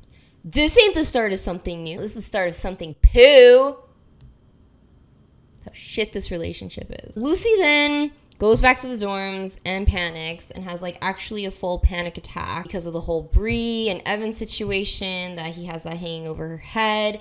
And at this point, I will say, I don't really feel bad for her. At this point, you slept with Evan. You made that decision. He's a piece of shit for it too. I hate him. But that's your best friend. I don't feel bad for her because she's literally panicking in front of Bree. And Bree is the one that's trying to calm her down. But it's like, girl, you're calming her down for a mistake she made against you. New boy baddie Alex. Yeah. It turns out that him and Bree actually know each other from the foster care system, and they kind of grew up together. Now, does this information have any weight to the story whatsoever? No. Was there a reason for this to even be a thing? No. Alex and Bree, yeah, they know each other. They catch up one time of how they know each other and everything, but it never comes into play. Here I was thinking that they were gonna hook up or something, and maybe that's why the connection is there, and that's why they established that, but no, nothing happens with it. There was actually no reason for that to be a thing. Lucy, she's locking in. She's locking the fuck in after her and Steven break up inevitably again with this whole Evan reveal. Who do I spread for? And it's Alex. It's Alex, of course, which I don't blame her. Don't blame her. One thing to know about Alex is that he's not like other boys. He's actually not. He straight up says to her face, I just want to fuck. I just want to do that. So if you don't want to do that and you need an emotional attachment, I'm not the guy. That is not me. And then she goes, okay. Let me shave for a second. Just kidding. She's blonde. She probably doesn't have to. I don't do the dating thing. He's basically Christian Grey, except with no money and Latino. Can I also just mention, Lucy's puss must be so sore at this point. Girl is getting pounded left and right every single day. I kid you not. That thing's gonna have to get an actual clinically treated massage. Steven continues to torment Lucy, of course. He calls Bree actually multiple times. Lucy's like, scam call, don't answer. And then she goes to Steven. And then she says, please, I'll do anything. I will do anything you ask. And so Steven's just like, all right, let me see them toes. No, he's like, ideas? She's like, the letter. You can tell everybody I wrote the letter. He's like, no one gives a shit about that letter. Which true. Then she thinks. She's like, I said that I was R-worded when I actually wasn't. I lied about being assaulted. Ooh. Ooh, and to this, Steven goes, yeah, I think I'll record that. So he does this janky ass recording of her admitting to this multiple times. He's directing her like Spielberg, saying, I need another tear, I need more drama. So he gets the recording, and that's the crux of this season, really, is having this recording just hanging over her head. And Steven tormenting her about this lie that she made to protect her friend, which, again, can I just say, why did they do this? Everyone's gonna hate her as soon as they hear that, as soon as they see the video release. She's gone. Lucy invented cancel culture with this. That is the first extreme canceling, was with Lucy. Lucy Albright. Lucy, not so bright. At this point, too, if I was Lucy, again, with the rating with this, I would have just taken the L simply. Because you know with him hanging this over your head, you're gonna be more than canceled by the world. You have the risk of everything with this video. So, humbly, I would have just taken the L. Yeah, that would have been super horrible. You probably won't be friends with Brie anymore, but then just go make new friends. Go make new friends. Lucy, pick your battles. Pick your battles. I simply would not pick that battle.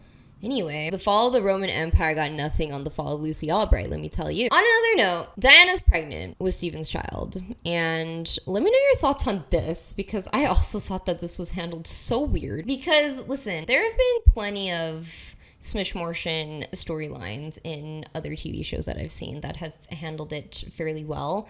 Example, Sex Education, Skins UK, Euphoria. So those shows I feel like handled pregnancy and Smishmortion relatively well. However, it was just so bizarre because she just gets the Smishmortion and she says it proudly to Steven that I'm not going to carry your spawn. I can't wait to get this Smishmortion. It literally lasts for one episode, but not even as a focal point of that one episode. It's just a bother to her. It's just an inconvenience to her. And then that's it. She gets it done, and then it's just never really talked about again. I mean, kind of, because Steven, but I don't know. I just found it weird. And the highlight here is Wrigley. Wrigley is king. Wrigley is life. Because Steven finds out about it and talks to Wrigley and his boys about it. And Wrigley goes, well, it's her body. It's her choice. Steven's like, sorry, I didn't know you were president of the fucking feminist parade. On another note, this is a fun one.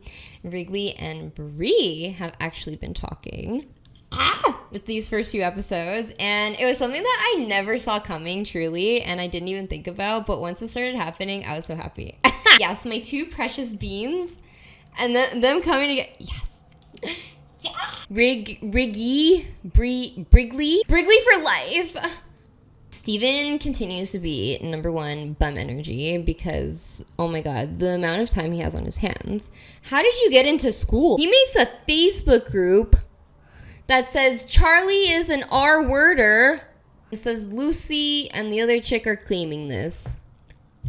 Oh my god. And this is a public page, and so it gets the attention of a lot of people. Lucy obviously sees this, and this actually catches the attention more so of the dean and of the school. So the school gets notified about this and asks Lucy to talk about it, but Lucy obviously won't talk about it because it's not true. And so, he's just making it that much worse, right? He's just prepping. It's not really looking great for Lucy, hey. After this, Charlie actually confronts Lucy in public at a pool party. Wedding timeline. Eventually, Steven notes the Wrigley-Brie chemistry. He sees them looking at each other while they're dancing with other people, and Wrigley conveniently leaves his phone unlocked. Who leaves their phone unlocked? Steven goes through it and sees that he's called Brie a million times. So he concludes, they're banging. Hang on to that information right there. Also, side note, Lucy pets her cat to the voice message of Steven degrading her from season 2.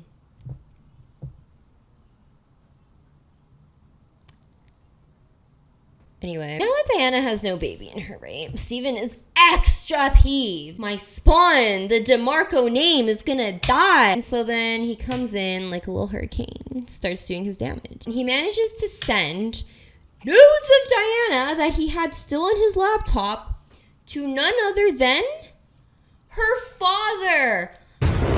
Why? Ew, how demented. You're nasty. That is such nasty work. So, like I said, why didn't Diana delete her nudes? Remember that time that I know she had a small window. I know he was showering quickly, but come on. If you thought to delete Macy's nudes, why didn't you think to delete your own nudes? And then you see how he used your nudes against you. Why didn't you you could use Macy's nudes to the police and show the police And then Diana says too that she conveniently forgot. She forgot Steven had those? Calculated Diana, who had the whole plan on how to get rid of Steven from her. That Diana, she just conveniently forgot that there were news. Again, the writing of the season. We also get this whole side plot of Bree finding her birth mom, which I don't know if this is a controversial opinion, but I'm gonna just say this. I really didn't care for this. I'm sorry. I know it comes into play later on in the season, but I could have honestly done without it. I'm sorry, I really could have. And I know it shows how much of a piece of shit Evan is yet again, but we already knew that, so I really didn't need more confirmation. But they dedicate almost a whole episode. There's a long chunk of time that's spent on her just talking to her mom and going to find her mom and just spending time with her for this one episode. And I'm sorry, this was the one time that I felt bored. Throughout this entire show, with dialogue and drama and all the stuff that they've pulled, I've been so transfixed up until this point. This is the one thing that I thought to myself, this could be cut. I really don't need this. Which is crazy, again, for our last season, you guys. What comes from this is that Wrigley actually ended up going with her, which was really cute, to find her mom. So, I like that. And then they end up almost kissing in a pool. My ship. Then we get back to the assault storyline, unfortunately, and it's just driving me up the wazoo at this point, because why can't we just wrap this up now? Why is this the main plot of season 3? Why aren't we aiming to destroy Steven DeMarco? Why isn't that the main plot? Why aren't we all collectively coming together like the Avengers trying to destroy Thanos, aka Steven DeMarco? This is where I'm going to say this. Because Charlie eventually comes up to Pippa and he confronts her and goes, hey, you know this crazy story and how people are saying that I'm like a predator? You don't think that, right? Like, we had a good time that night, right? And then Pippa's like, yeah, okay. That's all that happens with that conversation. And to me, this is where I 100% stand by that it is on the victim's choice with how they want to handle their situation. If they want to take it to the cops, take it to higher authority, it is up to them completely, yes, with how they need to handle it. I agree with that. However, for this TV show's purpose, could they not get Pippa to stand up once? It was actually so frustrating to see. And again, please let me know your thoughts on this because I know how nuanced it is. But truly, by that point, Pippa, your friend is getting dragged. This other girl got R-worded by this guy and is getting accused that she was lying about it. He is not going to jail. He could do this again to other girls. And you're sitting here not wanting to do a single thing about it. I know she didn't ask Lucy to do that, so that's on Lucy. I get that as well.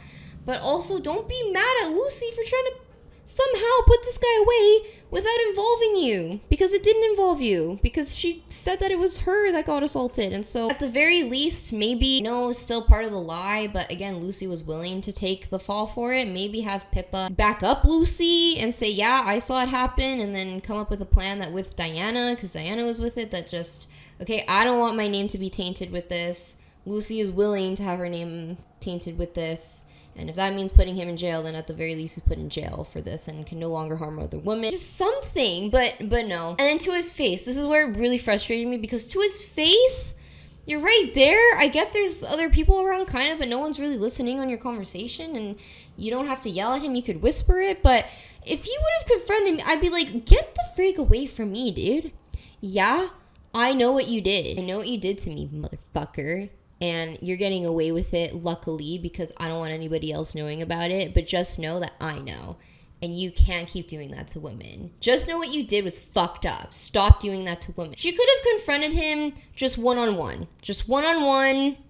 I don't know. But again, I don't know if she was worried about him blabbing to other people. I don't know. She just did nothing with it. And it just makes me so sad. It just made me so sad and frustrated. Let me know your thoughts on the whole thing. Lucy continues to spiral. And she's going crazy, right? And I actually feel so bad for this girl. They show her going through this manic episode, really, where she goes to Steven's door thinking it's her own dorm room, and she didn't even realize that she was going to Steven's door.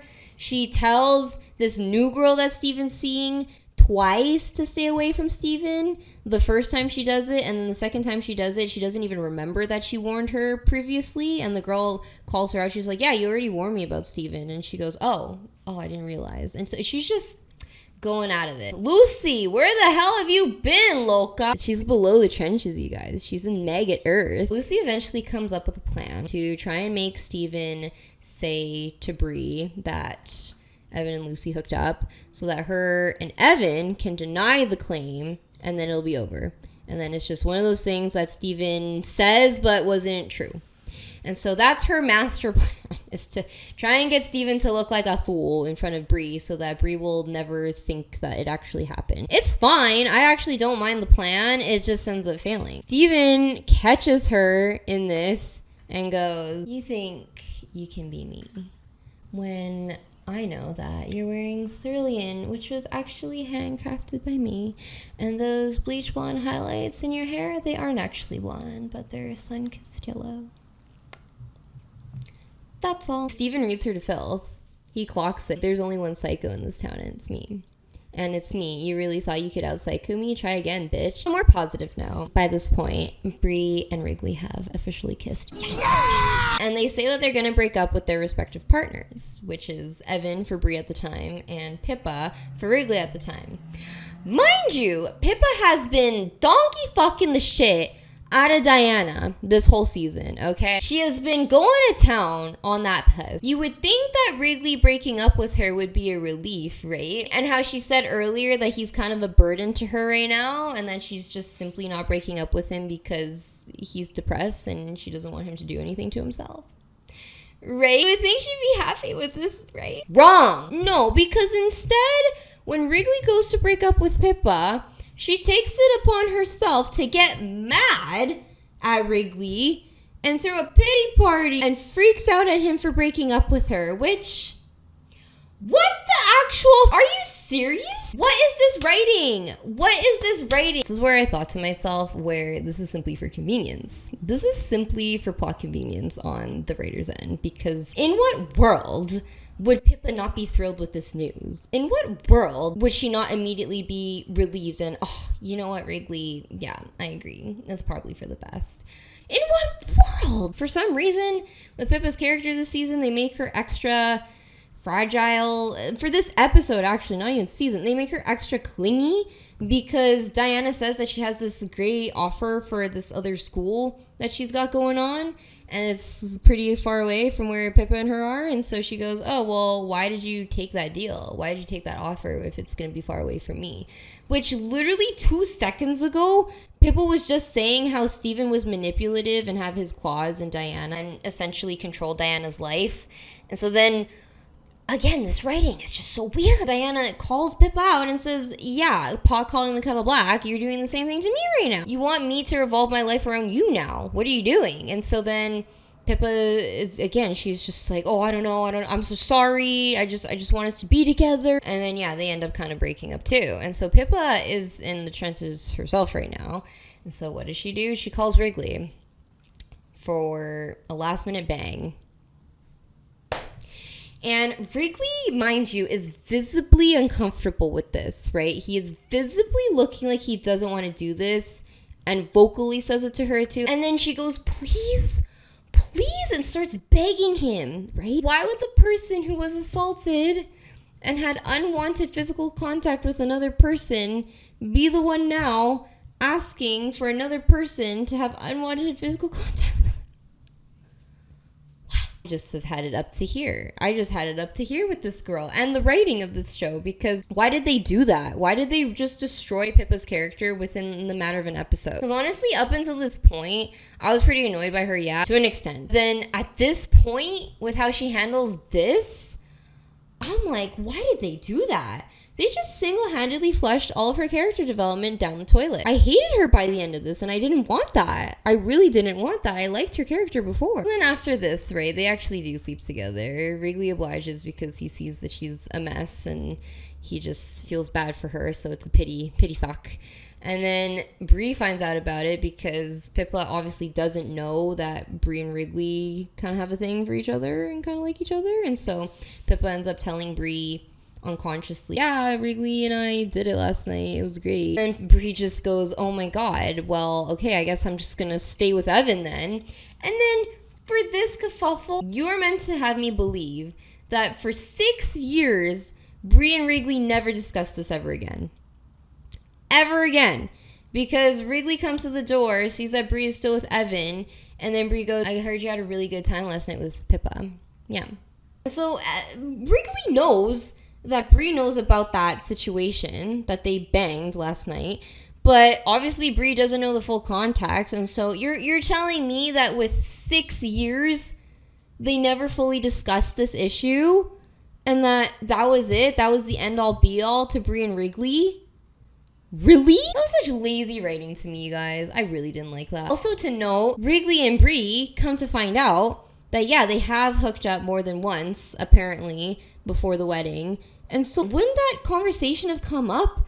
And then why would Bree stay with Evan then if she knew that it was just a misunderstanding? It makes no sense. Also, side note, Evan just proves to be that much more of a piece of shit because Bree's mom, who's a recovering alcoholic, comes to an important event for Bree, and Evan picks her up first and then decides to take her to a bar to get her plastered to make it look like she just came plastered to Bree's show and ruining it for Bree to make Bree that much more isolated away from her mom and that she only has to depend on Evan. Oh my God. If that's not so manipulative, if that's not next level fuckassery, oh my God. Everyone sucks. Then we get the finale. This finale. While I love a certain bit to it, I fear that this was just too unsatisfying for me. I'm sorry. It was just too unsatisfying, and I'll tell you what I would have wanted afterwards. But anyways, what we get is at the beginning, Bree's mom is called into a private office with Marianne. They make it look like Bree is the psycho and that Bree had an infatuation towards Oliver and that if she breathes the word of it, she is done. She is done, essentially. She will get kicked out of the school with her infatuation with the teacher. Bree's mom believes this. Wow, whoop-de-doo. I mean, it's not like she was the best mom anyway. I didn't really expect much from the mom anyway, but that's just confirming that, I don't know, I just felt like the mom plotline was just useless, personally. That's the conclusion to the Oliver situation. Yeah, and then the teenager that he was banging, she's there. She's there defending him, too. Marianne, as a woman, I'm so disappointed in you. But it gets worse for Bree. Because Bree also, while going through Evan's laptop and going through past pictures, sees the night that he supposedly cheated at the Hawaiian party, sees a picture of him looking really cozy and close to Lucy. So then because of this, she is enraged with Lucy more so, which, girl, drive your rage towards the man, please. He's the one that was in the relationship with you. Please, drive your anger elsewhere. But no, she rewards Evan by freaking getting married to him all these years later. Are you kidding? What ends up happening is that this trickle of events is crazy. Lucy, right before, she begs Steven for that tape. She's going absolutely crazy. She's tormented. And honestly, that's enough for Steven. He looks at her and sees actually how crazy she's gotten to this point where he goes, okay, actually, yeah, I'm done tormenting you. Here you go. Here's the video. Do whatever, destroy it. That's the only copy. Yes, it's looking good for Lucy. She's feeling good about herself. But then she keeps it in her room, doesn't destroy it immediately, which I don't know why you wouldn't immediately. I personally would. Oh my God, are you kidding? Bree ends up going to Lucy's room after finding out about her fucking Evan, finds the recording and believes it because Bree actually is unaware of any of this stuff at this point. She doesn't know about Pippa. She doesn't know about Lucy knowing about Pippa and the assault. She doesn't know anything about it. So when Bree sees this video recording, she believes it. She actually believes that she lied about assault and is disgusted. She's like, wow, not only did this girl go behind my back and fuck my man, but she also lied about assault. How scum of the earth, how crusty. And so she takes the video and she releases it. Yeah, it was Brie. I didn't like that personally because, again, it just gives more case of how everybody's a piece of shit in this friend group and everybody sucks. And again, up until that point, Brie hadn't done anything. She didn't do anything wrong to anybody, right? And so then they, again, with these last minute decisions, they made Pippa a piece of shit in the second to last episode. They made Brie a piece of shit in the last episode. So I hate it. It's basically botching these characters for the sake of drama. What ends up happening? Lucy ends up getting expelled. Expelled for this. And Grace Van Patten's acting, it's just so good. I loved her acting. Oh my God, can I just say, give her Emmys. Give her an award. She's just shaking. She can't believe that she's been expelled, but she has been. And then she ends up telling Brie that, yeah, that video, it was because I was defending Pippa. And she realized that she only lied about it because she was defending Pippa. And so then she feels like a piece of shit now. Now that weighs on Brie's conscience. And that's the end of 2008/2009. I think it's 2009 at this point, actually, plotline. And Alex fucks off. Nothing happens with this man. He was just literally a dick for her. Then we get present day plotline wedding, where Stephen DeMarco single-handedly destroys everyone and everything in his wake, which I was here for the sake of just entertaining TV, but also not the way I wanted this to go down. He confronts Brie at the wedding table and goes, you know, you weren't surprised about the whole Evan reveal, you weren't surprised when I told you that, and then with the whole Lucy, but probably because you knew about it already. So maybe you're the one that leaked that video of Lucy all those years ago and got her expelled. And then Brie goes, it's over, Stephen. You lost. And then Stephen goes, makes the single-handedly most entertaining wedding speech I've ever seen in my life, okay? Jersey Shore doesn't hold a candle to this wedding speech right here. Oh my God, I'm obsessed. He says, Evan, I hate you. I've always hated you, and that's not a joke. Then he goes, I slept with Lucy this morning, and Brie's the one that released the tapes about Lucy all those years ago. And Brie is also banging Wrigley, but then Lucy also slept with Evan all those years ago. So just for a recap, I slept with Lucy this morning. Lucy slept with Evan all those years ago, and Brie is currently sleeping with Wrigley. Goodbye. He also broke it off with his fiancee Lydia, in case you guys were wondering, and said that he banged Lucy that morning. He's like, I don't need Lucy's attention. I fucked her this morning, which is I'm sorry, but again, the way he turned out to be a character I love to hate, they just made him that way. Like, it's just so funny at this point. And then after this wedding speech, you know what starts playing? Britney Spears' Toxic. It's so unserious. Pippa and Diana end up leaving, which, what did they even really accomplish here? What did they really do? Evan is fighting with Wrigley, but then Wrigley gives a smile to Brie, so it looks like they're gonna end up together anyways, which is great. And then Lucy ends up getting in the car with Steven, and it seems like Steven has won once and for all because she gets out of the car to get some snacks from the gas station, and then she comes back out. No more Steven. Steven has quite literally left the chat. Lucy laughs. She laughs in the air. Some people take it that she's happy that he's finally gone and that she made him think that he won when really she won and that was the only way to get rid of him. I don't know. I take it as a positive no. I do, but I don't know. Either way, I'm just happy that they're not together. The end. So what did we learn? Everyone sucks booty hole. Things that I hate were left in the air. Okay, let's go through the list. Macy's murder. Macy's freaking murder. The whole plot of season 1, the whole purpose of season 1, just to have it go nowhere.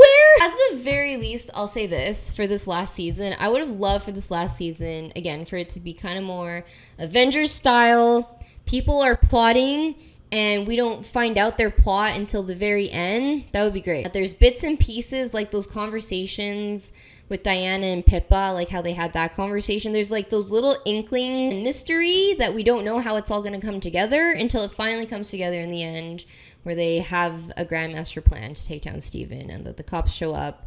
They get him in jail for Macy's murder, and it's great. For Macy's death, sorry. I keep saying murder. For Macy's death. That she actually did send those freaking trash nudes from Steven DeMarco's laptop to her.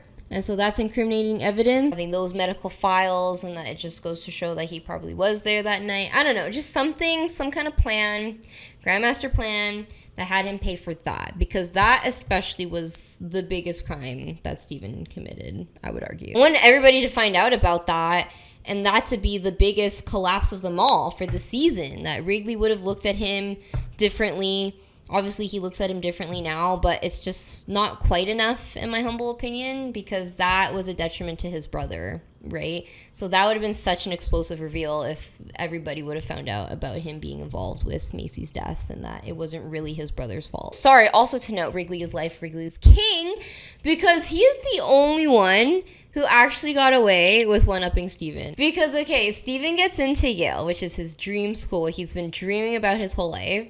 And then it gets revoked because Wrigley reported that he sent unsolicited photos. So I'm happy about that. That's the one thing that I'll say I'm happy about. So Diana gets to go to Yale because she initially wanted to, but couldn't because she would rather be far away from Steven. But then because he does that and he's no longer able to go to Yale, then Diana gets to go to Yale. So that was... I liked that. How Steven and Lydia got together in the first place. Again, I feel like we could have used one more season because I actually would have liked to have seen that. We could have used one more season of post-college. I think that could have wrapped things up nicely, where we finally see how they got together and then the crash, obviously, of that relationship.